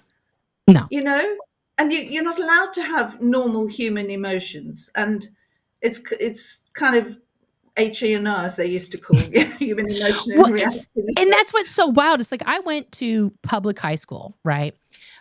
So I had besties all over the place, and I played sports, and I did all this stuff. And so I saw my friends have emotions. I had emotions with my friends, even though I was clear. Okay, big controversial statement there. I had emotions.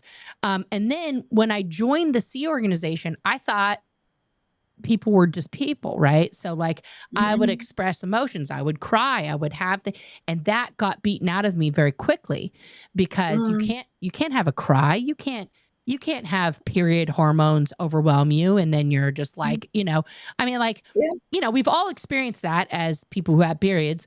Like, your hormones are at a 9 million. You don't know. You could just see a fucking Kleenex commercial on the deli, and now you're a ball. You're just, you're having a cry, right? Yeah. But you're not allowed to do that in Scientology. You're not allowed to cry. I mean, like, when my father passed, I was 19, and I was a year, like 6 months into being in the Sea Org, and it was devastating to me. Like, absolutely. Like, I was told by my boss, not by my relatives, not by my stepmother who found him, not by my baby sister who wasn't even yet 16. This was 12 days before her 16th birthday. I was told by my boss I was isolated for the whole day until they figured out what they were going to do. My stepmom had been calling all day trying to get a hold of me. And when they told me, I had such a visceral physical reaction that I had to be removed from the building, because it was like guttural screams, like I had a real human reaction to this death. I'm pounding on the walls. They took me around the block, like, I don't know, a couple hours until I could like not be crying. And then they threw me into a counseling session for what's called a loss of a person assist.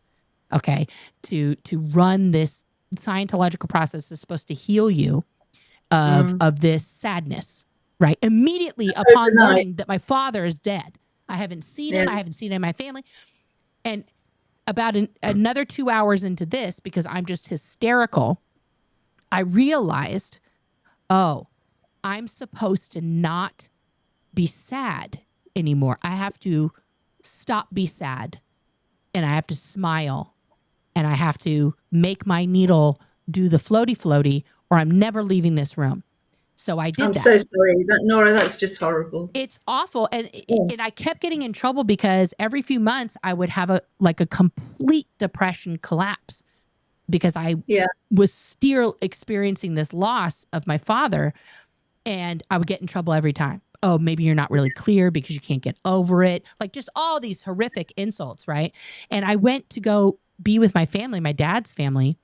And 3 days into that, they told me, if you don't come back, we're expelling you, because I was the recruiter at the time. And as you probably know, somebody who's very trained in that, if it's the one cardinal rule, guys, that if you do not have a recruiter on the job inside the org, that org loses all of its statistics, no matter what, for the whole week.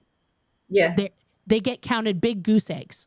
No matter how much money they bring in, no matter how many people go clear, no matter how many people finish a course, it's all zeroed out. It's canceled out because you don't have somebody walking around going, join the fake Space Navy today, right? Yeah. And so I was under this pressure to either be, I had to go handle my grandmother because my stepmother was so involved in Scientology. She cremated my dad before his own mother got to say goodbye to him. So here I am at 19, going to talk to my grandmother, who is catatonic, trying to handle this woman on like why it's all okay.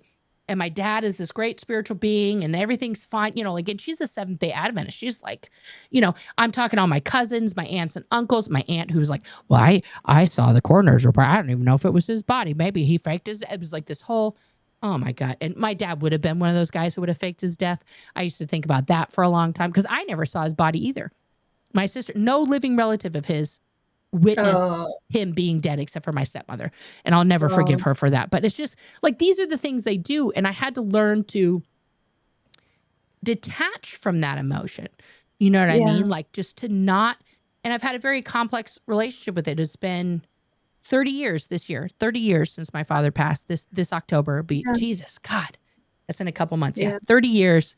And it's wild to me because I've gone through a lot of I mean, you know, he was on the upper levels and he was like, I'm going to come talk to you guys, you know, like, burr, burr, burr, I'm OT and I can communicate. And then Scientologists say stupid stuff, right? Like I would have people who were on OT7 come up to me like, oh my God, no, I just want you to know, like yesterday I was exterior to the whole universe during session and I saw your father and he just wants you to know that he's so proud of you and he loves you and that everything's okay. And I literally told this woman, who's trying to tell me this like super amazing thing that happened to her, you know, and this message from the beyond from my dad. I said, you know what? Next time you see my dad, wherever the fuck you were in the universe, you tell him I said, go fuck yourself. Okay. If he wants to talk to me, he can come talk to me. Okay. I don't want to hear it. I got so many reports about that shit because I was like, I don't want to hear it. I don't want to hear it. No. It's the stupidest thing I've ever heard. But Scientologists think that's totally normal. It's totally normal to say crazy, wild shit. Like, did anybody ever say anything to you about dead people or anything like that? Oh, yeah, all the time. Yeah, it's like, you know, the thing, I cannot stand this drop the body business with no emotion. It's ridiculous.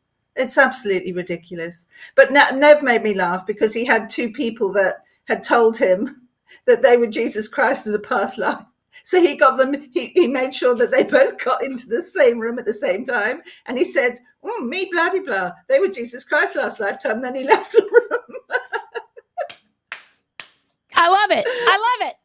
Yeah. How many people were Marilyn Monroe? How many people were Jesus? How many people were Joan of Arc? It's like nobody was ever just like, yeah, I was a mailroom guy. I was the garbage man. Everyone was an emperor, a fucking general, fucking, you know, nobody was ever just like, I was a librarian. everybody was somebody. It's like, no, you actually weren't. No. I know. But No. it is, and the other thing that is bereft, that it just doesn't exist, is love. The concept of love in Scientology, it's really sad. And the fact, that some women, I personally know of 2 people who were forced to have abortions, and I know, years later, it still affects them to this day. Of course.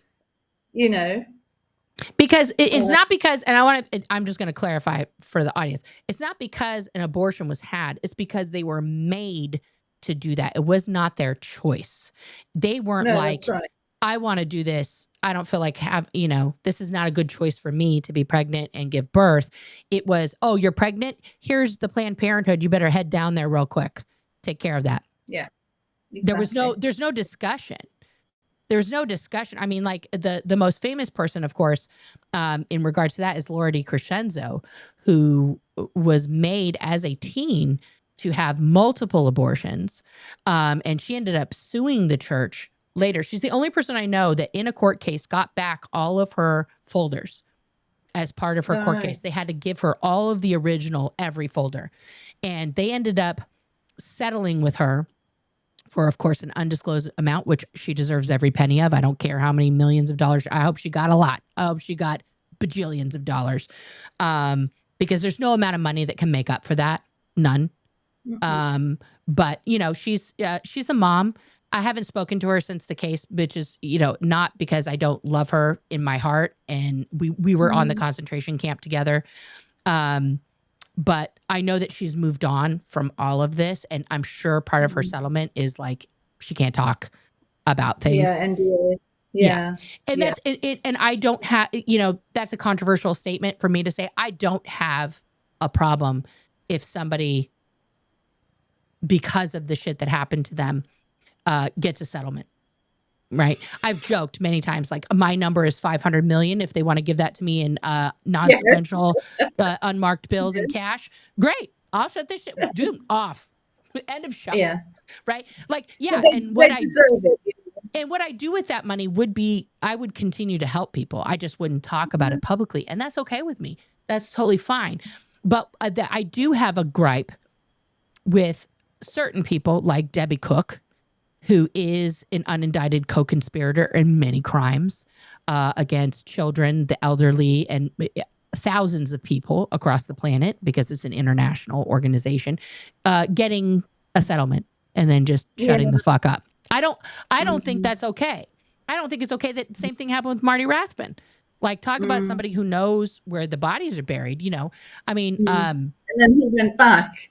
Yeah. I mean, it's like, and then you look at people like, your husband Neville, who never not told the truth about what he knew and what happened. And he got a lot of shit for that, for sure. And not like, but it's just, this is the hard part, I think, about speaking out, is that oftentimes there is some reward.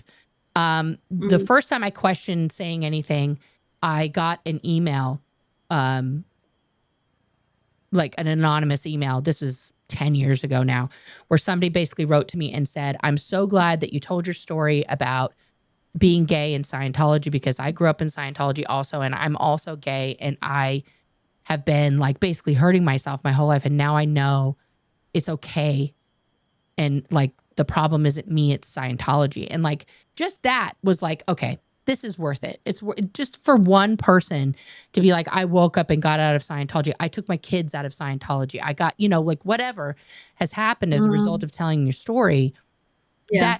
That outweighs any monetary compensation, in my opinion. I mean, money's great. Don't get me wrong. We all need money. That's how capitalism is the religion of the whole planet, unfortunately, and so we all need that.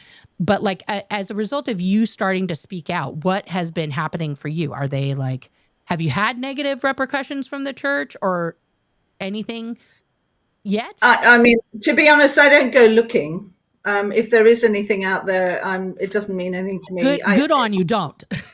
No, I'm not interested. And I know that Alex has had a lot of hate stuff on his on this, Stand channel, and there is a picture of me on there where they've taken some words that I've said in an interview with him, and then they've sort of edited it to make it sound worse than it was and stuff like that. Of course. And then the description the response that they had to my Sun article and stuff like that. It's water for ducks back to me. If they did try something really nasty, I would do my darndest to make sure that they were accountable in some way. They can't win on the internet.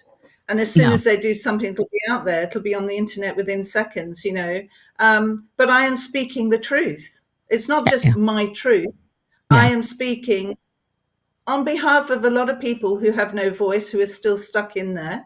Mm-hmm. And I hope one day they see the light. I think it's harder for the second, third generation kids who they need a catalyst to help them get out. There's got to be like a light bulb moment, I think, that makes them realize this is a prison I'm in. I don't have to stay here. I was really sickened when Lara and is it Audit LA? They were out doing a protest one day, and there was this really interested young man who was asking questions, right? And he genuinely wanted to have some answers to stuff and was quite happy to communicate with them. And then the security told somebody inside, and this woman comes out and escorts him back into the building, and that really stuck in my throat. It's just so wrong. And he's escorted. She's literally pushing him into the building. Yeah. Now let's look at the contrast between the eras we were in and right now. Now, if somebody observed somebody like saying weird stuff or negative stuff about Scientology back in the day, they would have been like, maybe you should buy a book. They would have come out with the Dianetics book, like fully been like, listen, all your answers are here. And tell you what, this one's on me. Just take it, go home and read it. It's all good. Yeah, if they would find something in here you don't like, you come back and talk to me about it. It would be a total book sale, and they would get the person to make an appointment to come back to discuss their disagreements. Yeah, and you would be trained in the organization on how to deal with people like that. And how to communicate with them. But you wouldn't do this. You would talk about the benefits that Scientology has been to you and all this sort of stuff. But you wouldn't do the shunning that they do now and the complete no communication, which goes completely about, their slogan about communication as a universal solvent. Well, hang on a minute. Is it really in Scientology anymore? Well, see, and this is where you see the change.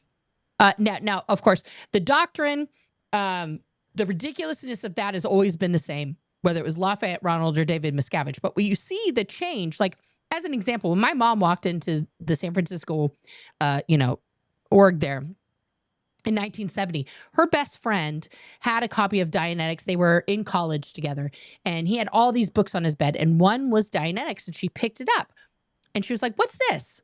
What's this?" And he goes, "Oh," he takes it right out of her hand. "You don't want that. You don't like that. That's not for you."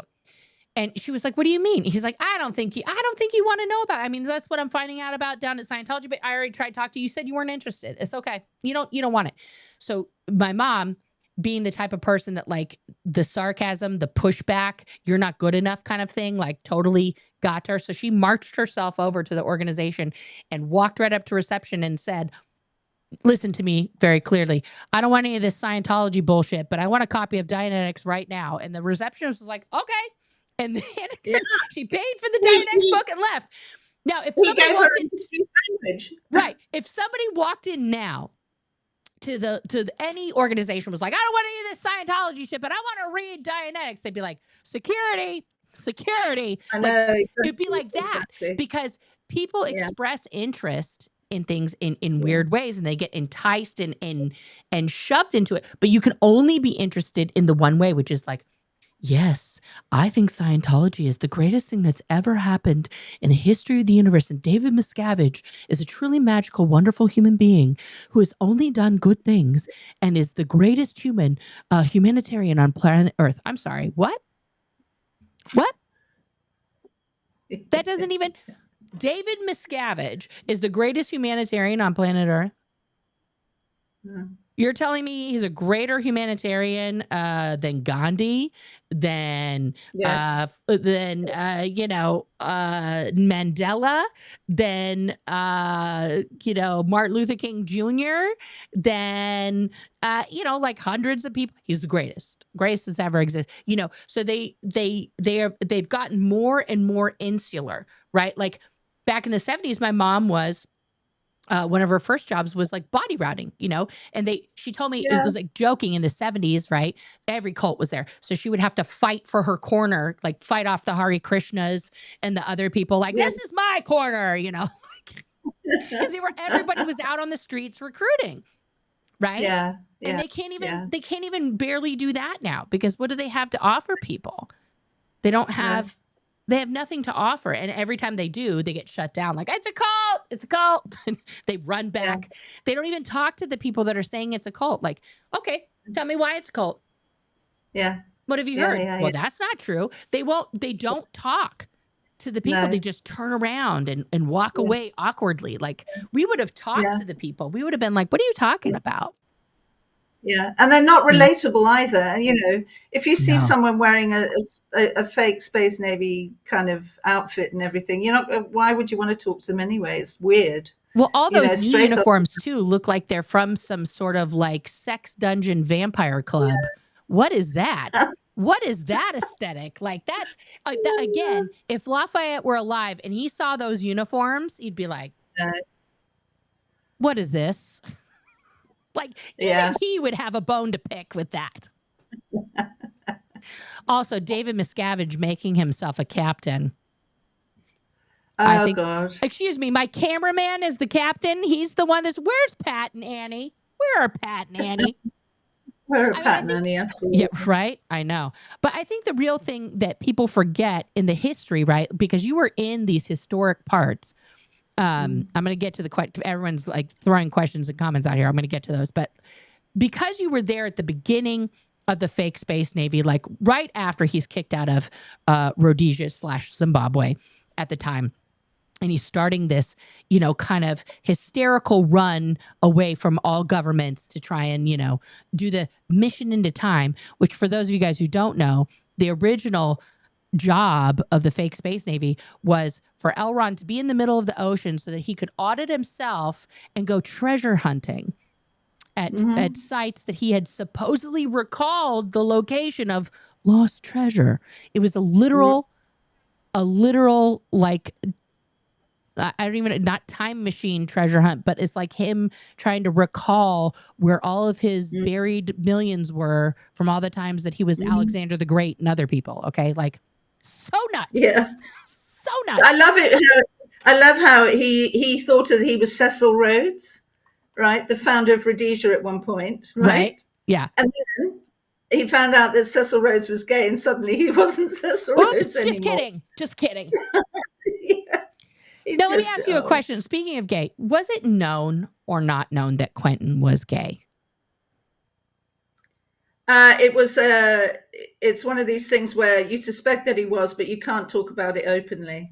And he was a sweetheart. I loved him. He was such a sweetheart. I've never met anyone who has one negative thing to say about Quentin. He was an absolute darling, and he was just squashed by his father completely. Because Mary Sue adored him. She really loved him. And Arthur used to run around. He was just a wild kid on the ship and go around lighting his farts and reading magazines. That's what he did. But wasn't he like funny. 9 or 10 or something at that time? Arthur? Yeah. He was. That sounds like a 10-year-old. Yeah. But he's got a bit of privilege, so he's not going to get locked up in a chain locker. No. And then Suzette was, really good friends with everybody. She was lovely. Suzette was nice. And Diana was, a lot of men loved Diana, and just physically, were kind of like, oh, she's hot and all this sort of stuff. But Quentin was just a sweetheart. He really was. He was a good auditor, I believe. And sad what happened to him. We just don't know, do we? Well, I think that his death has been one of Scientological lore and conspiracy theory since it happened. I know. You know, a lot But of he was people. desperately unhappy. He was desperately unhappy. Can you Yes, imagine? You know, yeah. I can absolutely imagine exactly what he was going Of through. I course, went through it, of course. Yeah, of course. but it Yeah, was like worse because Lafayette Ronald was his pops. So, and he was, yeah. I So mean, added. and the thing that people forget is that Quentin tried. He became a class 12. He was doing everything that he could to please his father. He just wasn't ever going to not be who he was, no matter what. And it was like he was living proof that Scientology didn't work.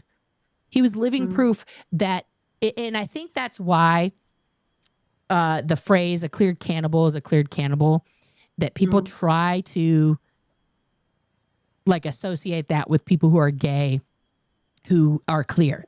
So you can be gay and clear because a cleared cannibal is a cleared cannibal, but you can never go to the upper levels, right? No. Because if you do that and you're still gay, you're there's something, either Scientology doesn't work, which of course can't be the answer, or you're just too evil, right? And it's what's sad to me is that however Quentin died, whether it was an unaliving or somebody took him out because he was about to sing like a canary, which is the theory about his father, it's still a tragedy either way, because like you said, he was a beloved person. And you know, Ron DeWolf, aka Junior, I've met with one of his children and his grandchild, Jamie.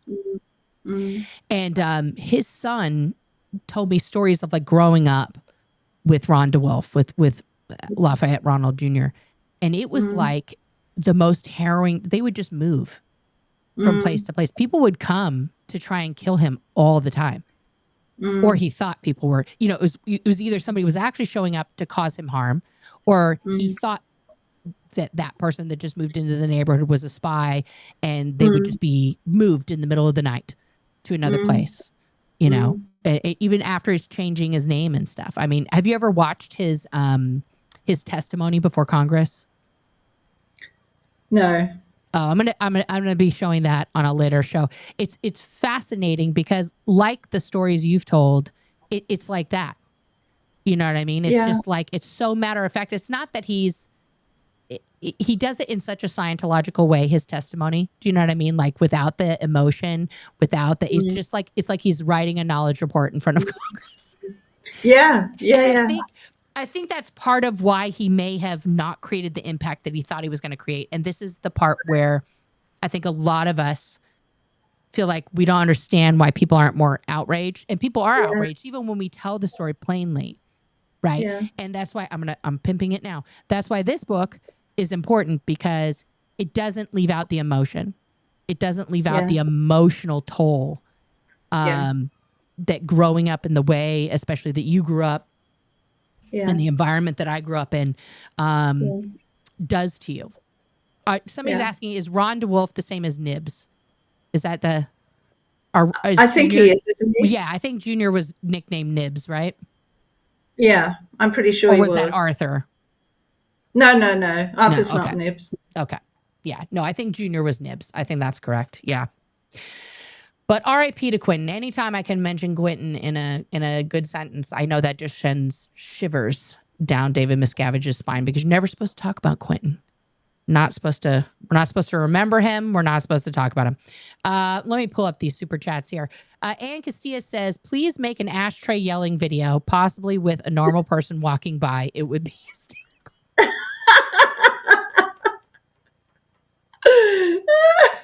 You know what would be great is if I could go into like some sort of like furniture store and just start but it doing also that. like, if you get it to lift up. Have to be, that would be wild. Rock says, thank you both for this interview. Thank you for being my mod, Rocks, and thank you for the cheddar. Appreciate. Let's go to the comments here and see what they have to say. Steffi says, excited for this. What a revelation. She was so full of data, knowledge, and very intimate notes from her life and experiences. We are all survivors. God bless her and Neville. Oh, bless you. Thank you. This is random. All of it is definitely that. I don't know what you were talking about there, Steffi, but thank you. I remember Jeff Pomerantz at an IAS fundraising event saying he's done the pier 4 times because of how many flights he took salvaging the planet and the radiation from the flights. No, Jeff, it was because you're a raging alcoholic. Let's be honest. Had nothing to do with flying in an airplane. Are you okay, babe? No, I'm good. I've got my fan. I'm good. Thank you, love. It is warm. It's toasty in the garage, but I have a fan on me. Yeah, it's hot here. It's hot in England. I know. I saw that you guys are like melting over there right now. Ugh. As a young teenager, Leanie says, I had so many withholds when the castle was being built. Some great eye candy. If only I knew the reality of the poor workers. Oh, really? She was ogling you guys. Well, you know. Sweaty RPFers, so hot. So hot. You'll have to tell me who she was because I'm dying to know who that is. She was a young kid over there, probably just watching all those sweaty men's working out, you know, getting all hot. Maybe a shirt came off here or there, you know, because it was hot. What are you going to do? We were wearing black boiler suits. Yeah, right. So sexy. My IAS lifetime membership was a gift. I've never been so disappointed, right? Like, can you imagine being a kid at Christmas and you're like, you're a lifetime member of the IAS? Like, I wanted a fucking Switch. What? Gen X Biatch says, I commend both Danielle and Nora for protecting their children when many parents in Scientology did not. It's when you're totally out, it's easy. When you're surrounded by them, it's not. So my hat's also off to people who, you know, are battling their families and are secretly protecting their children from this. But also, I say to you, just go live your life. You don't need those people. And if they want to see their grandkids or their nieces or nephews or whatever, they will. And they need to choose. They need to choose real life over this fucked up cult, because the more you allow somebody to continue it, the more they're indoctrinated. And you have to like be that hammer of Thor moment for them, you know? Tell them. And if you want to leave, I'll come and get you. Just let me know. Yeah. Absolutely. Yeah. As John Atack said, auditing is guided imagination. Those dating drills never worked. Your date is 1,236,012 minutes. Horrible. Yes. Meanwhile, I'm thinking of pineapples. Yeah, there were ways, weren't there, that you could... Yeah. I would think about the Sistine Chapel a lot if I needed to have my needle do the floaty, because it's one of the most magical places I've ever been. And if I sat down in the classroom and somebody needed to see one, I would just think of that, and it would work every time. Every time. Yeah. Yeah. Laughing at Scientology together is top tier self-care. Yes. Yeah. Agreed. New t-shirt merch. Ashtray. Yeah, it'd be a great cartoon strip. Why isn't it lifting up? Right? Like, if we're supposed to all have these magic powers, how come none of us could levitate the ashtray? Not one of us. None. It still blows my mind how many fake Space Navy members casually manhandle people. Yeah, especially now. If somebody had tried to manhandle my mom in the 70s or at any point, she would have drop kicked the shit out of that person. Yeah. We didn't allow that, but they allow it now. Everyone is completely controlled via words, body, everything. Yeah. Minibuses with windows blocked out and everything. It's horrendous. It's wild. Yeah. It's human trafficking in plain sight. It's human trafficking in broad daylight, and no one does anything about it. It's wild to me. Absolutely wild.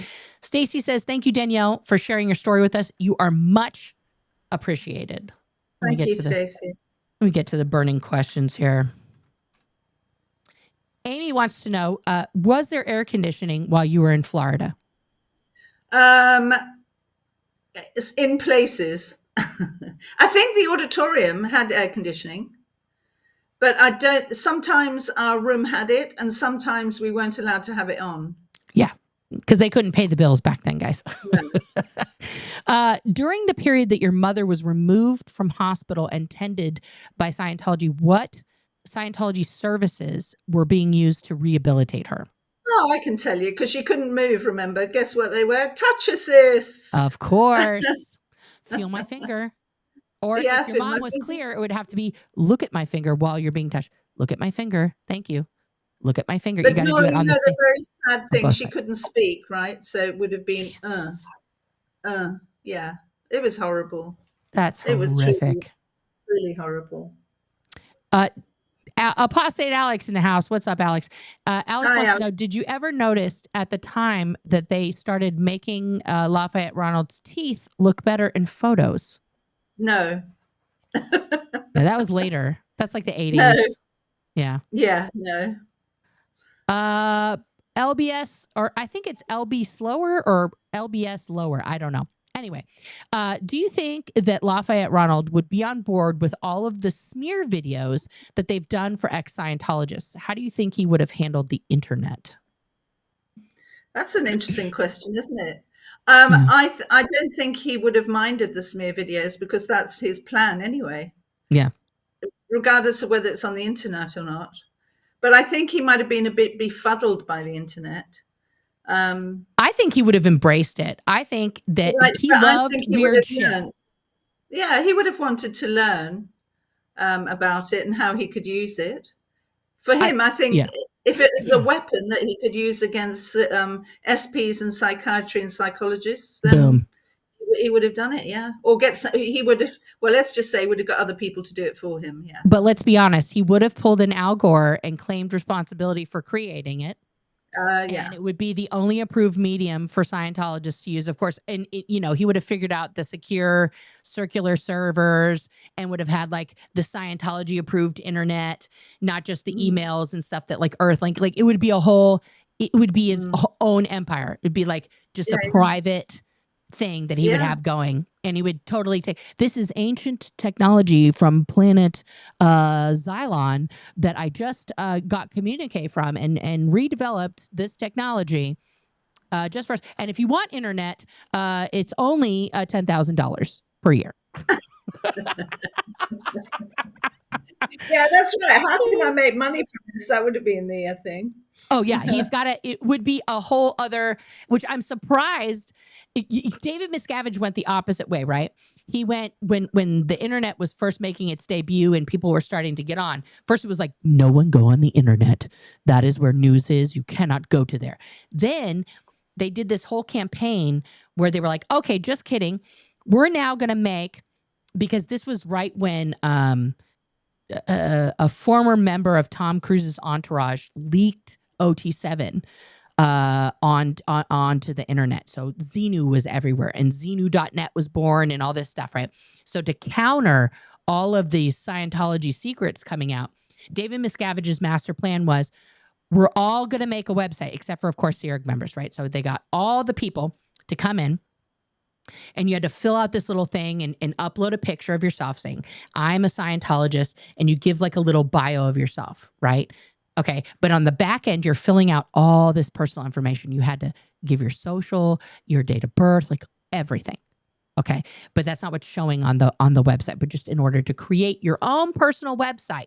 Okay. Then people were so stupid and they didn't understand the internet at all. They gave them a CD and said, now you go home and you upload your website to your computer. Wow.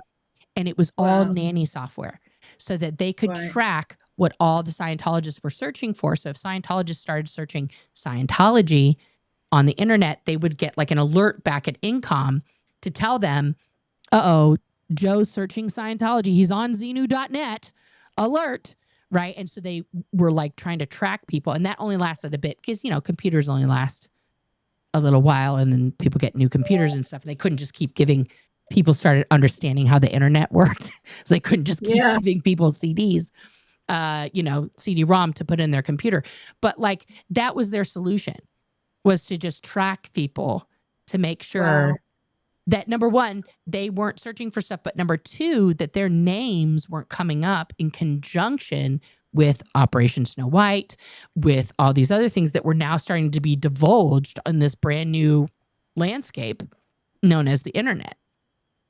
So it's, but I think Lafayette Ronald, with his space jazz and all this other stuff, he would have been he would have been wild about it in a very strange way, and would have tried to claim responsibility for that 100%.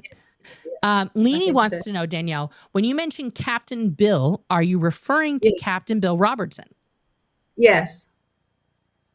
There you go. Yes. I believe he passed recently. Yes. Yeah. It was a bit more than recently. It was a while back. Was it a few years back? Yeah. Time is irrelevant to me now. I don't really... I just know that school's starting again in like a couple weeks for my kids. That's how I measure time. And then school is over. And then I have like a little break and then school starts again. Oh my God.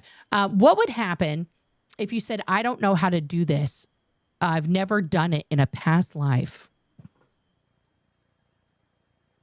That would have been a great answer. Past life, go and learn about it right now. Yeah. It's still not an excuse not to do it. No, absolutely no. No, you'd have to still be like, well, make it go right. Yep.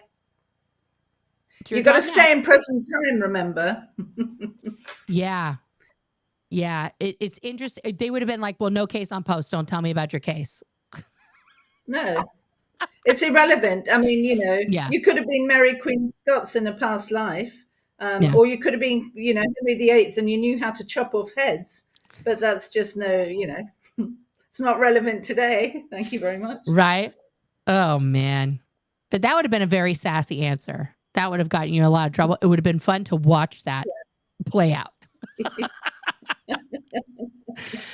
Do you both feel you recollect more and more as you discuss your experiences? I remember more and more when listening to these invaluable stuff. Thank you, ladies. Yeah, I do. Do you? Oh, yeah, for sure. Yeah. For sure. And then one thing triggers another thing. Oh, and there was this and there was that. And I mean, do you remember me telling you that I stopped my parents? I tried to intervene when my parents were having a fight. They were smacking each other across the face. And I was about, I don't know, 6 or 7 or something. But then later on the ship, there was the captain of the ship was having a fist fight with somebody down in the 'tween decks. And a lovely guy called Alan Voss, who I think was in Scientology till he passed away. He was married to Heidi, a South African guy. He was really sweet, actually. I went to intervene in the fist fight to push them. So the 11, 12-year-old kid, I hated fighting. I hated it with a passion. Yeah. And I tried to separate them. And just as I was gonna, I got a glancing blow, but luckily not like full, but a glancing. Oh, man. And Alan yanked me out. Oh, yeah. They got into big trouble for that. Oh, yeah. Well, nobody can be punching a small girl in the face, no matter what. Oh, no, but they got into trouble for their fight, Yeah. The fact I intervened, I don't know what. Today, if you tried to intervene, maybe you pulled it in, it was your fault. But in those days, it wasn't. It was a little bit more, you could see you were doing the good thing. Because I remember once when I was on the OEC FEBC at Flag, there was we were on lunch break and one of the girls had an epileptic fit in the foyer of the Port Harrison Hotel. And I went with her to the hospital and she was allowed to go to hospital. And I was late coming back to course. And initially I was going to get into trouble, but then they had everybody in the classroom stand up and clap and applaud me for having helped her. But I don't think they'd do that today, would they? No, I mean, I had a student at the Celebrity Center who was an epileptic, and I didn't know that. He started having a grand mal seizure, like his whole face was convulsing, and he was like, he took himself outside the course room, and I followed him out because I was like, what are you doing? You're just wandering outside. Like, you can't do that. And I see him, and he's like falling off the little bench outside. And I'm like, oh my God, he's having a seizure, which I recognize because when I was in junior high, a friend of mine had a seizure. And so like I learned in that moment to like put him in the recovery pose. So I'm putting him in the recovery pose so that he's not swallowing his tongue, and I'm making sure of all this stuff. And in the middle of the seizure, he's like trying to get out the words, the type of assist that helps him through this. Right? Like the assist. So I start doing the assist, and then the seizure slowly abates because seizures don't continue. They just it's not about him coming to present time, right? And so this happened a couple more times, and then his wife was also in the classroom, and then one day I had a note like waiting for the two of them from the ethics office when they came in, and I said, listen, I don't know what this is about, but you have to go downstairs to talk to the ethics guys. And I came back, and she was she was just bawling, and I said, what happened? And they're like, she said, he's not allowed to come here anymore. He's not allowed to come to Celebrity Center because he has seizures. And I was like, what? Well, that's not covered in I'm thinking in my mind, there's no policy, and there isn't one. There isn't anywhere that L. Ron writes, if you're an epileptic, you can't do Scientology. Right. No. And I guess he had like stopped taking his medication because it wasn't, they're not psych meds, right? But they're like borderline, it's medical stuff. Who knows, right? A lot of medication starts out as a psychological medication, and then they find out it does something else. Like the very first medicine I ever took for my migraines, because I've been a migraine sufferer my whole life, is called nortriptyline. It's commonly known as Pamelor, which was an antidepressant for years. And but they found out it didn't really help people with depression, but it does help with migraines and nerve problems, right? So the very first time I went to take this medicine, I was terrified. I thought, this is well over a decade after me leaving Scientology. I've already given birth to my children. Like, I am out. Yeah. I've gotten my mother out. Scientology's in the rear view. And I'm thinking, as I'm taking this drug for the first time, like, I'm now, like, my first thought, I'm an illegal PC. Yeah. Yeah. Like, it's so ingrained in your DNA.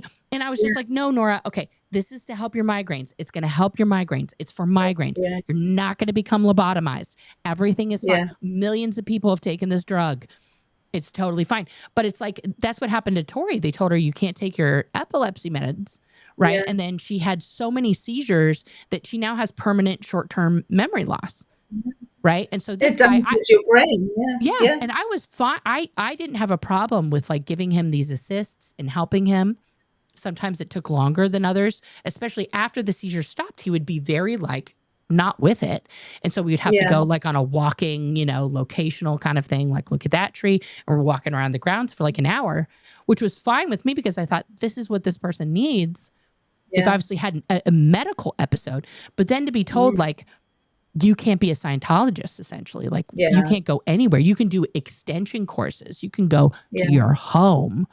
And his poor wife was like, at that point, they were basically, trying to do the next step, which is, of course, like, well, your husband's probably super PTS. I mean, maybe you don't want to be with him if you want to keep going up the bridge because he's just going to drag you down. And it was just like, that was the first time I observed like Scientology being used to basically tell someone that they were not worthy of being part of the group. Enough. Yeah. It's wild. It's wild. That'll go deep. Yeah. And what happened to the lady that you saw have the seizure? Was she allowed to I never saw her after that. So I don't actually know. Yeah. I didn't see her again. That makes sense. Yeah. They were like, thank you for coming. Goodbye. Yeah. Crazy. Yeah, they can't ever have, I mean, it's like when you were told no smoking above decks when you're in port. Why? Because it's out PR. We can't have somebody flopping around on the ground like a dying fish. Gross. That's right.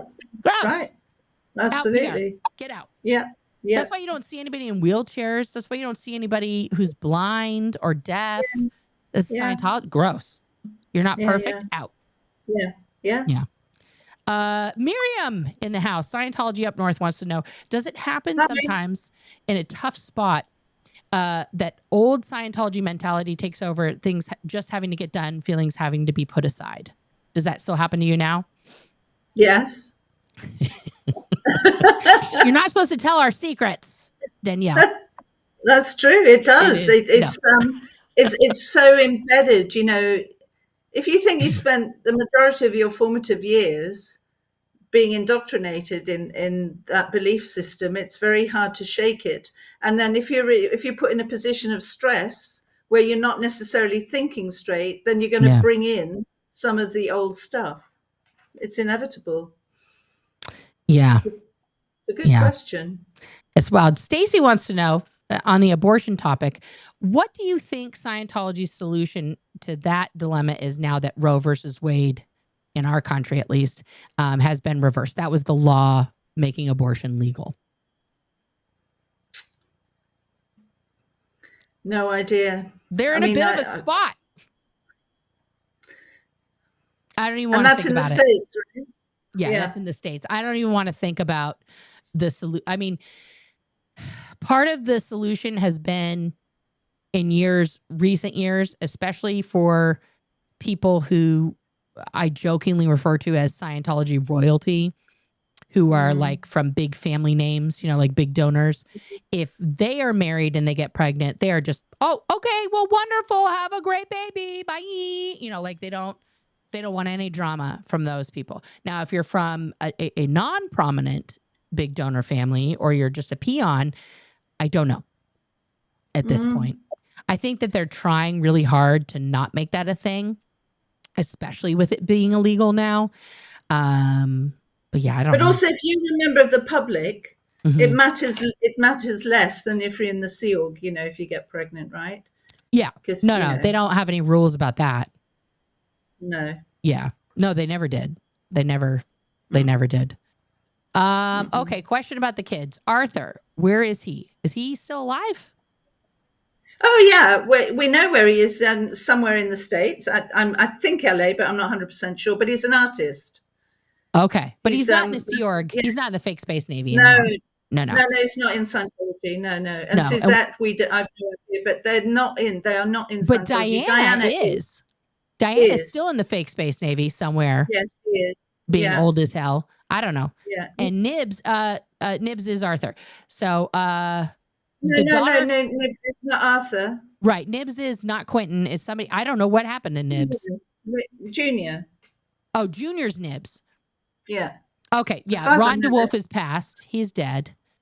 What about Hubbard's first kid with Sarah? Nibs is not Mary Sue's son. Right. Nibs is his earlier son. Okay. With his second wife. Because Mary Sue was his third wife, right? Yeah. He had the first wife and she took the kid. But didn't he have 4 and he said that one of them didn't exist? Or did he have 3 and said one didn't exist? Well, there's the one that he had right before Mary Sue. That the picture of the boat is edited out. And that's the one where he kidnapped the daughter and told her he was going to kill her if she didn't come back or whatever. That girl has talked out, but she's disappeared. She's like, I don't want anything to do with these crazy nutters. So there was a situation where there was a lady who came to St. Hill from South Africa, and the daughter was a spitting image of one of the girls, LRH's kids. And Nev went down to the manor and spoke to somebody in the manor and talked to him about this kid. And he said to him, don't discuss it, but you haven't heard the half of it. So there's more. And Alex alluded to that in something not that long ago. There are some other children around. Oh, I'm sure. Yeah. Yeah. Oh, absolutely. Come on. You know, that guy was, you saw him coming on to your own mother. So like. To Nev's mum. Yeah. Nev, yeah. Yeah. So it's like, this guy was not, I'm sure he had kids all over the world. Let's be honest. He probably had a kid in every port. I know. And the red hair sort of gave it away, Yeah. That's a dead giveaway. Vernon wants to know, did you know Janice Gillum Grady's mother, and did she get treatment for her cancer? I didn't know her, but she was a good friend of my husband's, and I understand that she was a lovely, lovely person. Everybody I've ever spoken to said she was a lovely person. I don't know about the treatment for her cancer. You'd have to ask Janice. Yeah. Sandykins wants to know, do we think that Taylor Swift cares that her name is in the 75th anniversary of Dianetics book? Have you seen this I have, garbage? All I can say, I have. All I can say is I can't speak for her because I don't know. I don't think she even knows. I think she has no clue that her clout is being used by the person who probably produced half a song for her one time, is listed as one of 10 producers on a song. And to say you produced a Taylor Swift song, that's like, okay, good for you. I mean, she's written hundreds of songs. Which one? Yeah, and she does tend to support the underdog. I think she'd be horrified if she knew the truth about what was going on. Oh, yeah. She probably hasn't got time to watch our videos, but if she were to watch any of them and she knew there was that connotation and link, I think she'd be. I don't think if I were in her shoes, I'd just get it removed as soon as possible. No, she would never. Knowing her, and like, if you guys ever want to, like, I'm a total Swiftie, full disclosure. I'm sure everybody knows that already. But the movie that was like her mini biography before she went out on the Eras tour and stuff has a great moment in it where Trump is running for the first time and she has to have this very awkward and hard conversation with her father, who is a staunch Republican.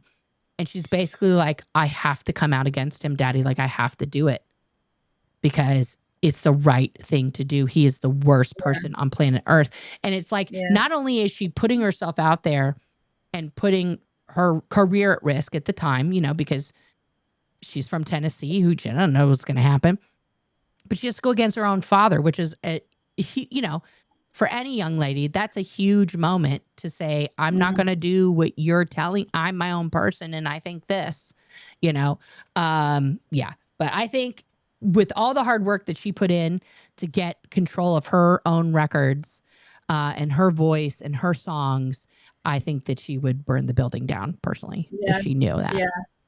Yeah. Yeah. I'm just going here to make sure I didn't miss anything important. Once again, Danielle, though, I have to say this has been absolutely fabulous. I love talking to you because your stories are amazing. I agree with everybody here. I think you should absolutely put pen to paper or use the typewriter or however probably not a typewriter. I think a lot of us are like, I don't want to look at a typewriter, just all the mentions of it as children. Yeah, but thanks for having me, Nora. Seriously, it's I think the more interviews we do, the better. And if people can't have a voice, and we have to be the voice for them. And we have to be here for them if they want to come out. And it's really, really important that the abuse has got to stop. It has to stop. And as I said before, that, if the Catholic Church can finally be brought to account for all the atrocities that they've perpetrated throughout the years, then there's absolutely no reason why Scientology can't be brought to account and held accountable for their abuses either. Yeah. I agree. I think in terms of the doctrine and being a religion or whatever, you want to believe whatever you want to believe, but do not be blindsided or be blind, should I say. Do not be blind to what the truth is. Find out what the truth is. Research what LRH really was and who he really was. And don't believe the PR bullshit that you're being fed. Because you've been fed so many untruths and lies, and you're living in a bubble. Yeah. And this isn't suppressives talking. This is true, real, honest life, And I would say to the people who are, because there are a lot of under the radar Scientologists out there that are afraid, that are, they're being very secretive. They're trying to stay connected to their families. They're trying to desperately cling on to whatever the good things, their wins. Okay. Which is an argument I get in a lot with people. But I will say to all of them, and what I've said to my mother many times, is that every single good sensation, moment, realization that occurred in your time inside Scientology has only one source, and that is you. Nothing that you realized about yourself or changed about your behavior or changed about your life was because of Lafayette Ronald or the person giving you the counseling or David Miscavige. It was because you changed that thing about you. You are the source of everything that's happened in your life. And that is a hard concept because, like we talked about earlier, you can't take credit for yourself. You can't really have a relationship with someone else. You certainly can't have a relationship with yourself.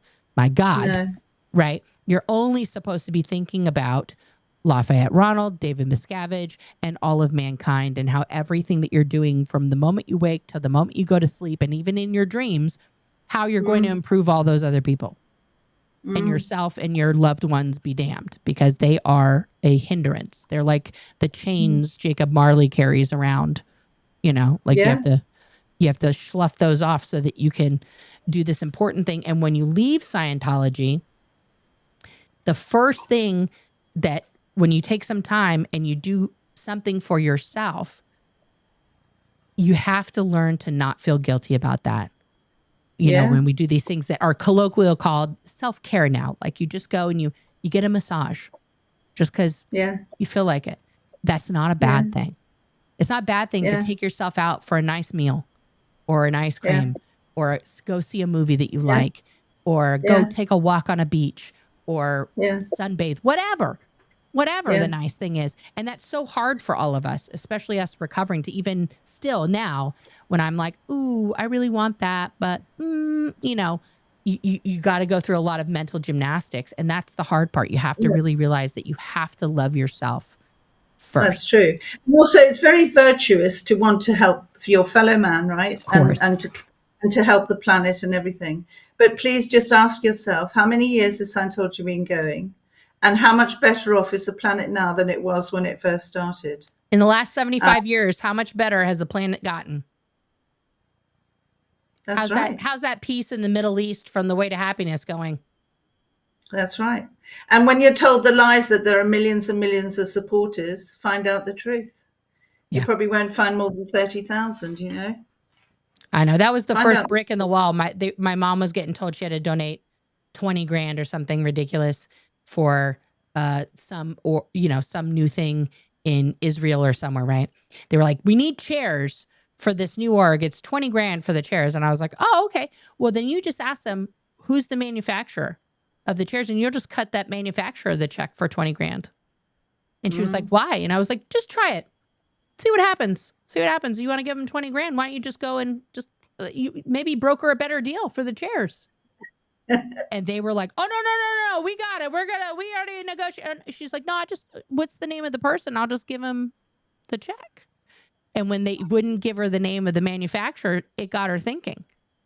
There you go. So sometimes you got to hit them in the thing that's going to make them think a little bit. Like, why can't I just pay the manufacturer of the chairs for the chairs that you need? That doesn't make no sense. Why do you need it? That's right.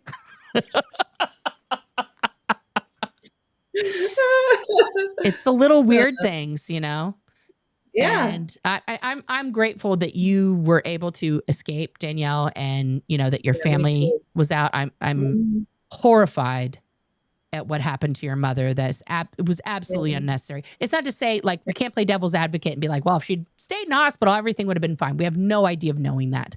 If she would have been, I mean, I have had people contact me afterwards. One guy left and he made friends with me, just befriending, and then went back in again. So was obviously feeding information back. Of course. And then there was another woman who actually said she was desperate to leave and she wanted to escape. Would I help her? So of course I went to pick her up. She came home and lived with me for a while, but then she went straight back in again. And then just recently I've had a friend request on Facebook from a lady who said, of course. Who I don't know, who's said that she's friends with Tom DeVore, and I said, I'm sorry, I don't know who you are. And she said, oh, I just thought you were nice. And then when I went and looked at her profile, it says he has just recently updated his profile. Yeah, it's total bullshit. It's just like, come on, guys, really. I mean, you're way too smart for that stuff. And it's sad that in today's day and age, they're still trying the same bullshit. Because like what people don't understand about me, there's a lot of rumors. I'm a total cunt. I'm mean. I do all these things. I'm a horrific person. However, I have never turned someone away who's reached out to me and said, hey, here's my scenario. What should I do? I always respond to that and say, well, here's what I would do. And I'm sure. And then I never hear back from a lot of those people. I've tried writing them back. Of course, I get no response. So, and I've never said the irony for Scientology is like, I've never said anything like, well, I think you should do something really destructive, like I'm always like, it's going to take a long time to get your mom out or your sister out. I'm trying to be real with people. Like, it took me a decade. This is not, you're never going to walk up to a Scientologist and be like, get out. And then they just leave and then they just go. And even talking, you've been out now, what, 30 years at least? At least. 30 years. 81. Okay. So 82. 40 years. Yeah. 82. Like over 44 years you've been out. Because 1980 was last decade in my mind. But, I've been out now 23 years physically out. Okay. Since I had my last day in the concentration camp. But it's still there. You know what I mean? Because I think when they say that Scientology is like the most diabolical, this is what they're talking about. It doesn't leave your DNA, right? In that, I haven't met anybody who has somehow exercised every portion of it from their being. There are people that if I saw them in their new life, nobody knew they were Scientologists, they would be like, no, we're not talking about that right now. Right? Because people hide it and they don't, like even Jamie talks about that in his book. Like before he wrote his book, his whole life, nobody knew he grew up in Scientology. That was not his thing. We didn't talk about that. Right? No. Like he just made this other life for himself. And it was like, only people like me who knew him from back in the day knew. Yeah. But they still exist. So they still, to the degree they still exist, we still feel that trauma. Yeah. Because we know it's still happening and they're still perpetuating it. Yeah. And when I see people, like that gentleman I talked to at the Father's Day protest who came right up to me and just turned, at first he thought I wasn't with Dan. And then he realized I was, and then he turned where do you live?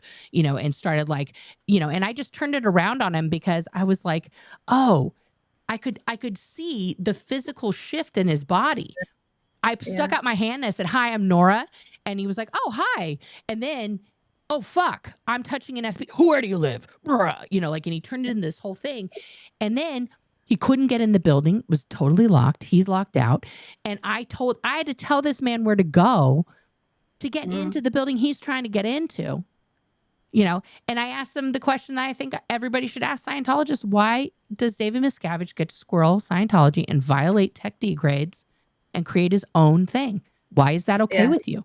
Because people like us and children who grew up in it like us know that that's the second thing you read on every course pack. And the only way they get rid of that is to get rid of that bulletin altogether. Yeah. Which I'm highly suspecting that they have.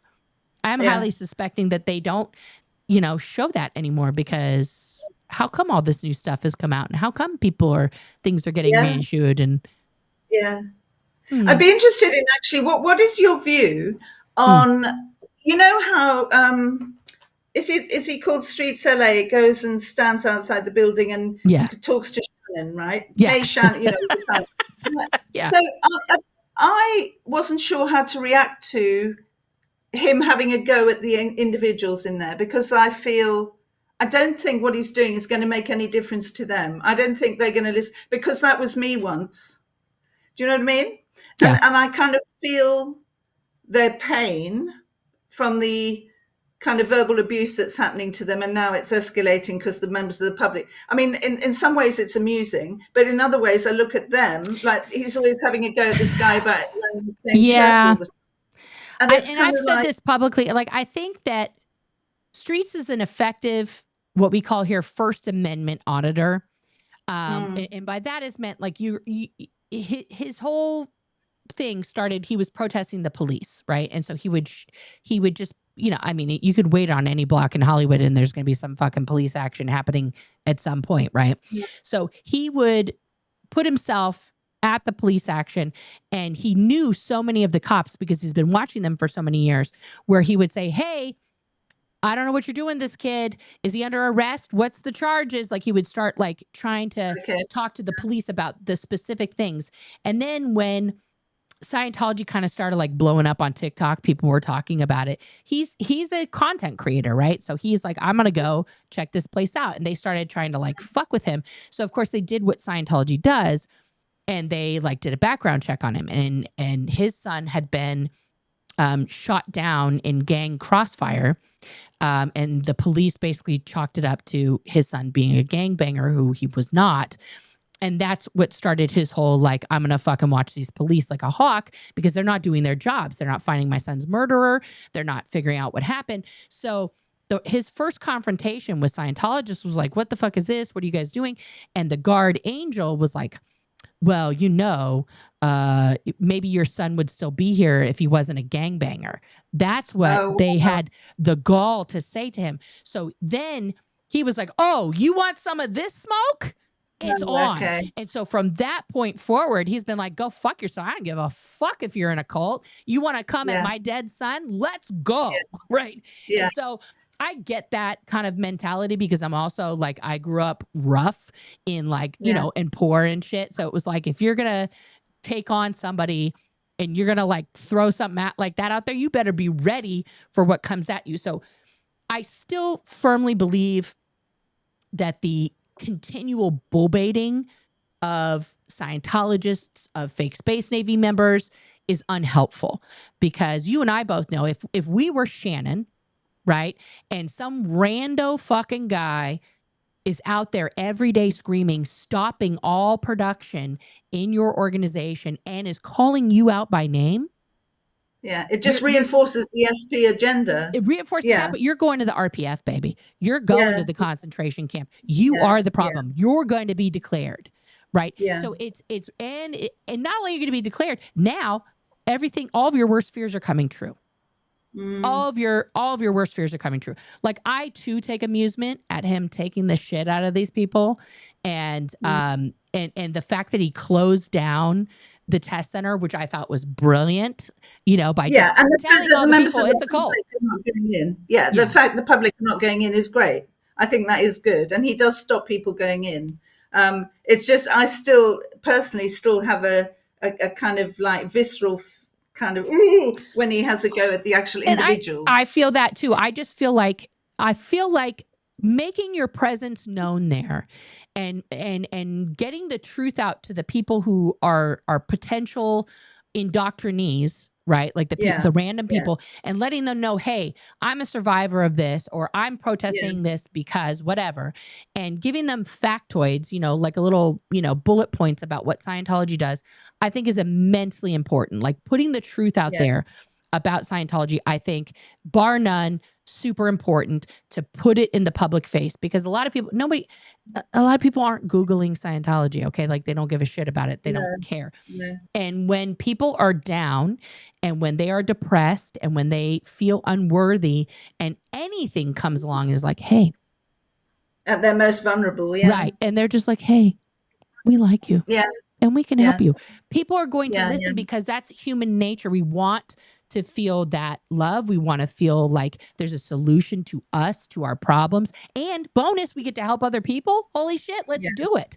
Right? Yeah. So that impulse is very easily kind of like, just sort of like twisted, right? In people. Because my impulse, of course, was to help people. I thought I was helping everybody.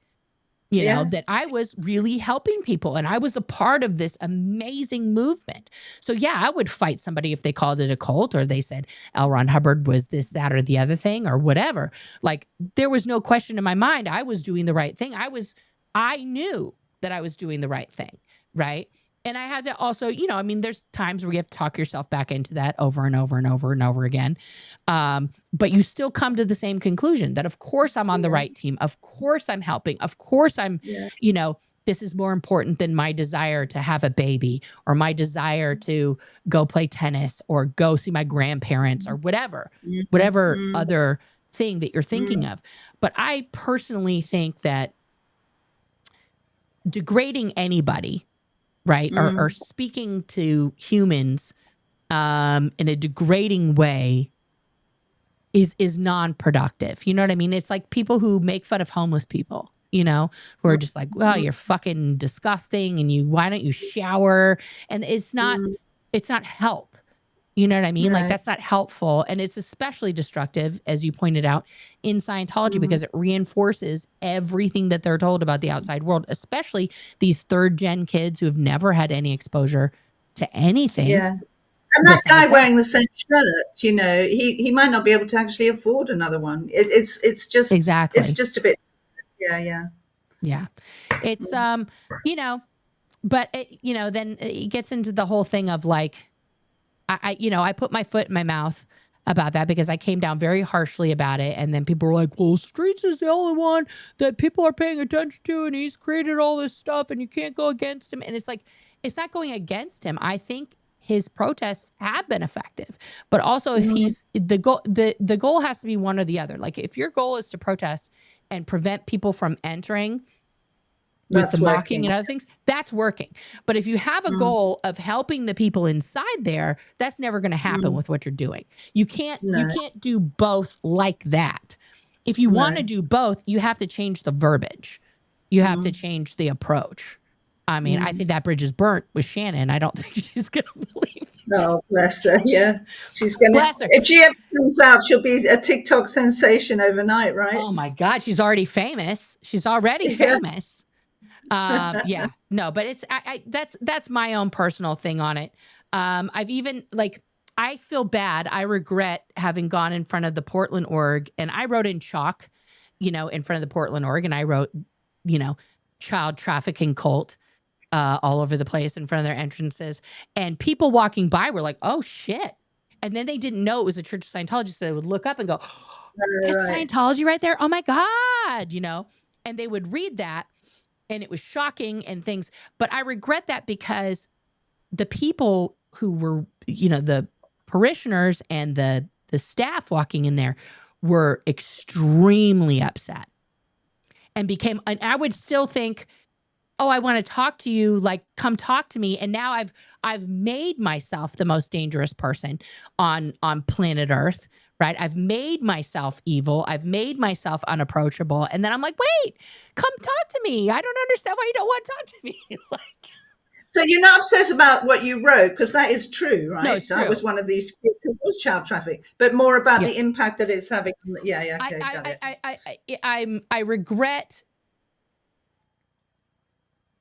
I don't regret saying it out loud or putting it out there because you're right. It is true. What I regret is my approach was like too bulldozery. Do you know what I mean? Like I'm trying to figure out how to put a message out there that Scientologists will read, even if it's secret, like they're looking, but they're not looking kind of a thing. And that will get them to start thinking, because I feel like right now, especially, that's the thing that we need. I don't want to be part of making them insulate more. I want them to start thinking about how they can get out, and I feel like we've been putting pressure for a couple years now. There's been a lot of pressure, a lot of people protesting, a lot of people making noise, a lot of people hullabaloo. And I think that, looking at the numbers strictly, there's not, you would think this is going to cause a wave. People are going to fucking run out of those buildings. None of that has happened. That's why I think people like you coming forward, telling the truth about Lafayette Ronald from firsthand experience, and more people feeling emboldened to tell the whole truth, not just the acceptable truths, not just the fluff on the top, right? But to tell like Jamie did in his book, and like other people have in their books. Like I have here Catherine Spolino's book, The Bad Cadet, and things like that. Our stories, the stories of the kids born in, are so grotesque, and so, there's no embellishment needed. Just telling what happened is so beyond awful, and that's still happening now. That's the part, in my personal opinion, that we need to keep emphasizing, is just the truth. We don't have to come at it at these weird angles, but I could be totally wrong. I could be, Laura's in the chat. My buddy Laura. Now people get all twisted when people have different opinions, and it's okay. We're still friends. Laura says, she says, I disagree. I think everybody has protested in their own ways, and everybody has collectively made a big change because everybody protesting in their own way. I don't disagree with that. I think it has created an impact. She says, and it's good to trigger sometimes in the Sea Org members or ex-Scientologists for them to be aware that they literally are wearing the same shoes or pants for years. Yes, like those kind of things. But see, Laura, pointing out to them like, hey, When was the last time you got a new pair of shoes? You know, like why should you be made to wear the same shoes for 5 years? That's crazy, right? Versus, wow, your shoes are disgusting. I'm not saying Laura ever said anything like that, because of course she didn't.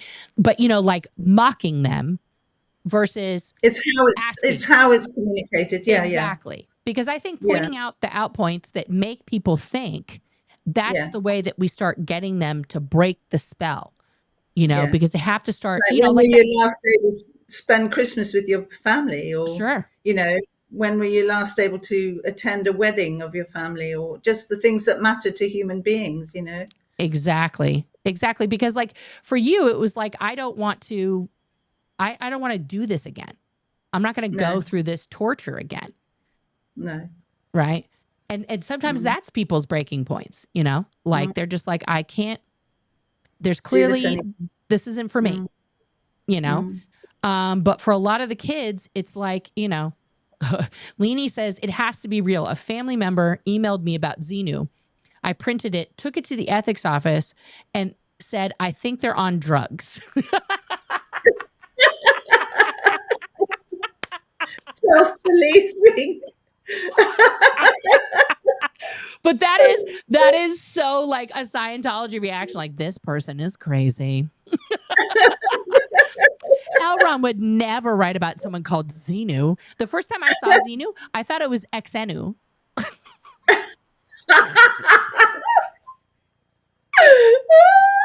it was right after like my big fat Greek wedding came out. Yeah. And he's like the Xenu toast family. So I was like, oh, Xenu, are they Greek?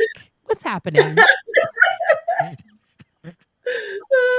I thought it was Xanadu. Oh, like Xanadu, yes. Now that's a fun Yeah. movie. If that's what we're auditing out, I don't want to be a part of it. Like, come on, let's all get the glittery leg warmers on and Olivia Newton-John it up. Come on now. Laura says, not everybody's doing that, and not the people that are doing it don't do that every time. It's a different scenario. No, I know. Yeah, that's Laura, true. I totally know. It's like you have to, unfortunately, there's not a universal message that would break through to people. Because even if we came out with a poster that showed Lafayette Ronald's real military record, as an example, right? And we just put that out there, that he wasn't this war hero. Most people would be like, I don't care. Mm. I don't care. Mm. You know, it's just not like, I mean, to me, I'm like, holy shit. You know, that got me. Like, he was in the everybody, you know, we used to talk about buttons. Everybody else is going to have a different button, right? That's going to push them over the edge. Yes. There's going to be something different. Yes, Laura, we're all in agreement here. It does get them to think a little bit, even if it's negative or bad about themselves. It's the first step to getting them thinking for themselves, actually, not like a Borg or a Scientologist. Yeah, agreed. And it's important to, that's why, I don't know if you've seen the video, but one time a Scientologist actually had like a full 5-minute conversation with Laura about just some of the rules, like disconnection and things like that. And this lady was like sincerely talking to Laura until a security officer came and pulled this woman away. And even Laura in that moment was like, why are you being pulled away? We're having a pleasant conversation. How come you're not being allowed to talk to me? I hope that portion of the conversation is what that lady took away. That I'm being pulled away from this young woman who is engaging with me there was no yelling, there was no nothing, there was no like, Laura wasn't fighting her, she wasn't yelling at her, nothing. It was a perfect conversation, and this woman's being pulled into the building because they're watching all of our live streams, and they're watching Laura like talk to her about disconnection, and she's like, well, that's not okay. As soon as she was like, that's not okay, somebody came out and got her. You know, so I think it's still an uphill battle. And that's why I know Audit was in the chat earlier, but that's why I appreciate like what Audit's doing at the legal city level, especially against Big Blue, and what Alex is doing over there at the, the council level in England, because that's the way you shut them down, because what they're doing is illegal. What they're doing is not correct. Like, Audit is pointing out to a very specific committee that like there's a rule in Los Angeles, but also in California, that if you have a private property and you say to the city of Los Angeles, I don't want the street sweepers to come. We're going to maintain the street. We're going to do it. Yeah. You have to pay that person who's maintaining Yeah. the street what the city of Los Angeles would be paying a contractor or whomever to do it. So Audit was correctly pointing out to them that these people are getting paid pennies on the hour. They're not being paid that wage. And that is a violation of them having this agreement with, you know, and so it's these little tiny things. They seem stupid. Like, okay, it's a gardener. Who cares? Actually, the law cares. The law cares. And you have to find these tiny loopholes, especially in the labor laws and things, to get them shut down because they're violating everything. You know, I mean, you and I know that from like the amount of hours we worked and what we got paid. Yeah, absolutely. What the amount of hours we never got paid for. Right. Yeah, exactly. I mean, I'd love to see, wouldn't it be great if we could get some I don't know if it's law enforcement or health and safety or somebody to just go in, carte blanche, and say all the staff meet here in the auditorium. Anybody who wants to leave with me, come now, you know. It'd be very Listen, as much interesting. as I hate ICE in this country, the immigration and customs enforcement guys, I secretly hope that they raid all of the buildings, line everybody up, demand to see all their passports and their R1 visas that you and I both know are fully expired, and they send people back to the countries of origin, because at least then they'd be forced to seek their family out. And their family, in the most part, would probably be like, thank God we haven't heard from you in years. And that's the part that I think they don't understand, is they think my family doesn't care. I broke their heart. They don't want me. There's very few families out there for the under the radar foreigners who are thinking, I can't ever go back to wherever because my family hasn't heard from me in a decade. They want you back. They have been looking for you. They have been waiting for you. Go back.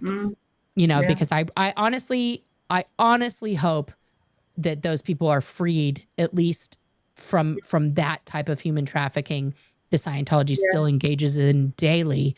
You know, because I mean, people are getting hunted down in the middle of farm fields here, you know, that are working. They're working. Oh, they are here too. Yeah. Are you guys doing that? Is that happening right now as well in England? It did happen. It did happen. It's less so now, but it did. But then when we had Brexit and we left the European Union, then we suffered. The farms suffered because the majority of the workers on the farms were from places like Poland or Romania. Right. And then everybody got sent back to their countries. And now the teenagers here, they don't want to work on farms. It's weird. It's like the same thing here. All the people who voted for Trumpity Dump are like, hey, my workers are gone. And the young people here in these towns, they don't want to work really hard labor to pick crops. Exactly. It's so strange. It's like you threw away your entire workforce and then you're like, oh no. I mean, honestly, my personal opinion is if you voted for that, I don't think you get to go to any country. I don't think you get to go. I think your passport is canceled. Okay. You don't want any good. You get to stay here and have your fucking potatoes and milk. And that's it.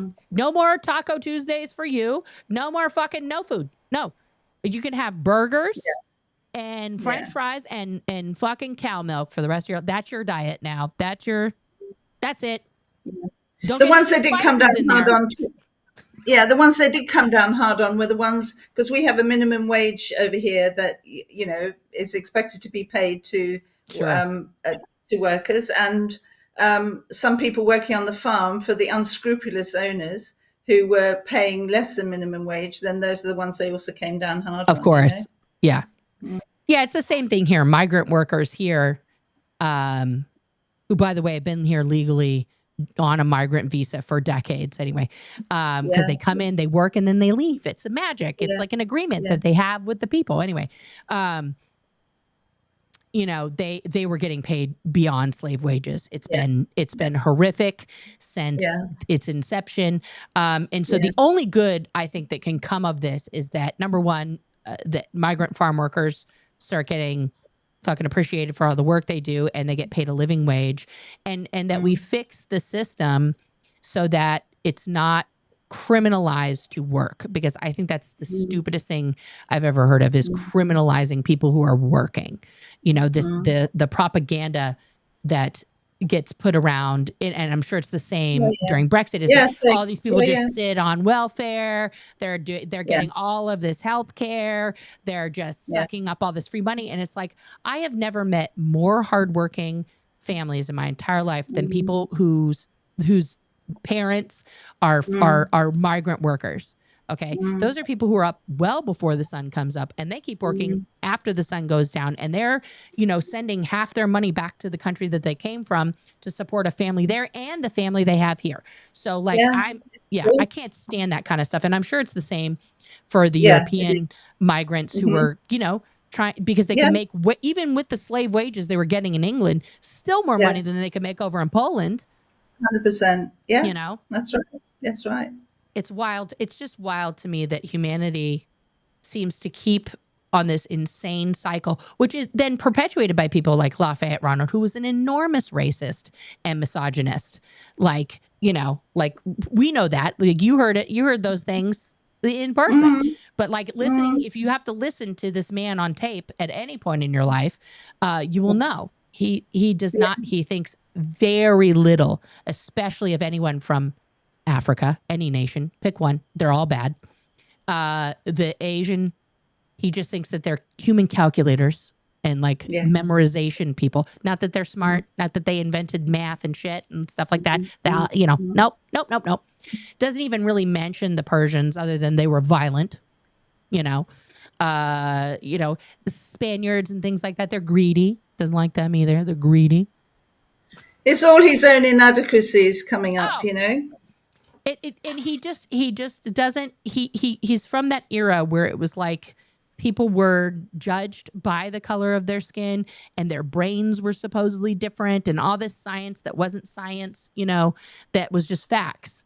It's wild to me. And then it gets perpetuated and thrown out as a religious experience to have those completely wrong ideas about groups of people. Yeah.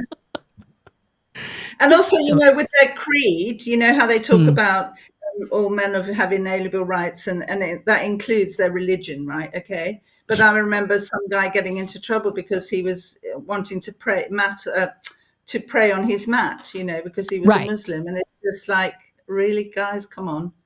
Yeah. Nope, can't. That's another practice. Yeah. And let's be real, the only religion that gets a pass on that is Judaism. Scientology loves Jewish people. Oh, okay. They love the Jews. They're like, oh, you want to do Hanukkah? Okay. Like, we had a whole thing where people wanted off, for Hanukkah and Christmas. So we were like, listen up, Jews and Christians. You guys have to cover for each other for your holidays, okay? So the Jews have got to come in on Christmas and Christmas Eve to cover for the Christians, and the Christians have to be here double time for Hanukkah. All right, that's it. We're going to get this. We're going to keep the stats up. It was like this thing, and we thought it was hilarious, and it's so fucking like xenophobic and shit. Like, it's just like, it's crazy, isn't it? It's so insane. Wow. But they were like, yeah. I don't remember that happening, so it must be a new thing. This was like in the 90s when we were like, we were wild. We were just out of control. And now we have the Nation of Islam using Lafayette Ronald's tech. They have to do like the student hat and something else before they can become like a full Nation of Islam member. Like, it's nuts. Wow. Who would have thought that David Miscavige would be so desperate for money that he would team up with the Nation of Islam? Wow. They're the only black people in Scientology, let's be honest. Like, wow. Totally nuts. All right, well, we're going to do this, guys. We're going to do this again because Danielle and I can talk probably for 10 million years. I did forget one thing. My mods are yelling at me in our members chat. Let me pull up. Marla has been here for 5 months as a member. Thank you so much. Okay, I didn't want to forget that. Let's see here. Make sure I didn't forget anything else. I think one other question came in. Laura says she's so confused now. Scientology can't scare two ladies who survives the RPF's RPF What would they do? Cut off your electric bill? Oh, well, they did that. They did do that. We've survived it. Yeah, we did. Like, I know at this point, like, people are like, aren't you scared? I'm like, what could they possibly do? What thing, what's coming for me that hasn't happened already? What are you going to do? What? That's exactly what I've said. What can they do to me that they haven't already done? I've already been incarcerated. I've been sexually abused. I've been locked up. You know what? I've been trial trafficked. I mean, come on, you know. What do you got? What's the new thing? I don't know. I mean, like, the only thing that they could do would be to try to harm someone in my life, and that would be a big mistake. Yeah.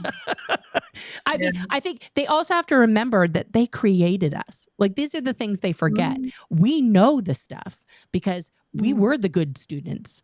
We listened and we learned. And so when you try this bullshit, we're like, we know, I could tell you what volume that's from. Are you serious right now? Like, this is child's play. Come up with something better, you know?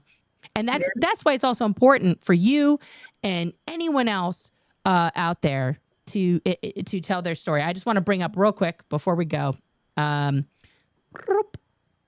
Let's put it up here. If you have a story you want to share, I'm going to put this interview up there later. Here we go. I started this blog, Scientology Casualties, okay, because here, I'm such a word clearer. I have to keep doing it. That's going to be fodder for somebody else later.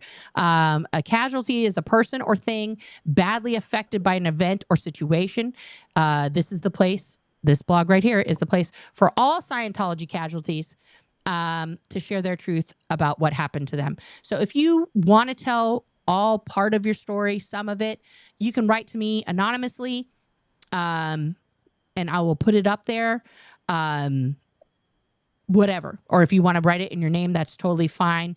You know, let me know because for those of you guys who don't know, Teen Mania, this is why I say, go, if you have a chance, Danielle, watch Shiny Happy People Season 2. Oh, yeah. So Teen Mania was like the Christian youth movement. And watching this, I was like, oh my God, this is like giving me flashbacks because everything was child slave labor. And the parents were like paying for these kids to do this internship, right? And they're setting off pyrotechnics. They're putting on these concerts. They're going around the world, proselytizing, all this stuff, right? And I'm like, this is sounding very familiar to me. And of course, the man at the top's getting all the money and it's very abusive and people are getting ill and they're not handling their prayer, all this stuff. So a woman who had left, you know, ex-member, she'd been shoved away for some, you know, transgression. She started a blog where she started sharing stories and other members started sharing stories. And as a result, that entity went bankrupt and people are getting, you know, justice. So I'm like, okay, let's do that. Let's just let's go old school. Let's just put our stories there. And this isn't about, you know, a trauma off, right? Everybody's story is valid. That's another thing that we do. That's why I'm calling mine the story seed. You know, that's what I want to do too. I want to tell people stories. And it won't just be Scientology stories. It's also going to be other survivors' stories. But it's important that it's out there. Yeah. Yes. We need to do that because as survivors, we need to embrace the trauma. And be okay with how healing looks because it's not linear, it's not simple, it's not quick. No, it takes you know, I'm still in the middle of it. I go to therapy every week and I've got the shots that Jamie had spoken about, which have been a tremendous help to my nervous system. But you know, talking about this stuff can be fun, like you and I have had today. And sometimes, you know, I'll finish up something like this and then I got to go lay down. I have to have a lie down. Yeah. It's true. You know, it's true. It's a lot. It's a lot. You know, my kids are like, why do you keep talking about it? I'm like, because it's still happening. Yeah. If it weren't happening, I'd shut the fuck up about it. I'd be done. Yeah. I think I would. Yeah. But I think we got to be here for the people who need us. Yeah. Yeah. There's still way too many people who need us. For sure. And also preventing people from joining it. Yes. As well. Yes. And if you are stuck in there, please contact the Aftermath or the SBTV Foundation. They both have, you know, donors who are willing and people willing to help you. You know, there are resources. We didn't have that certainly when we left. There was nobody.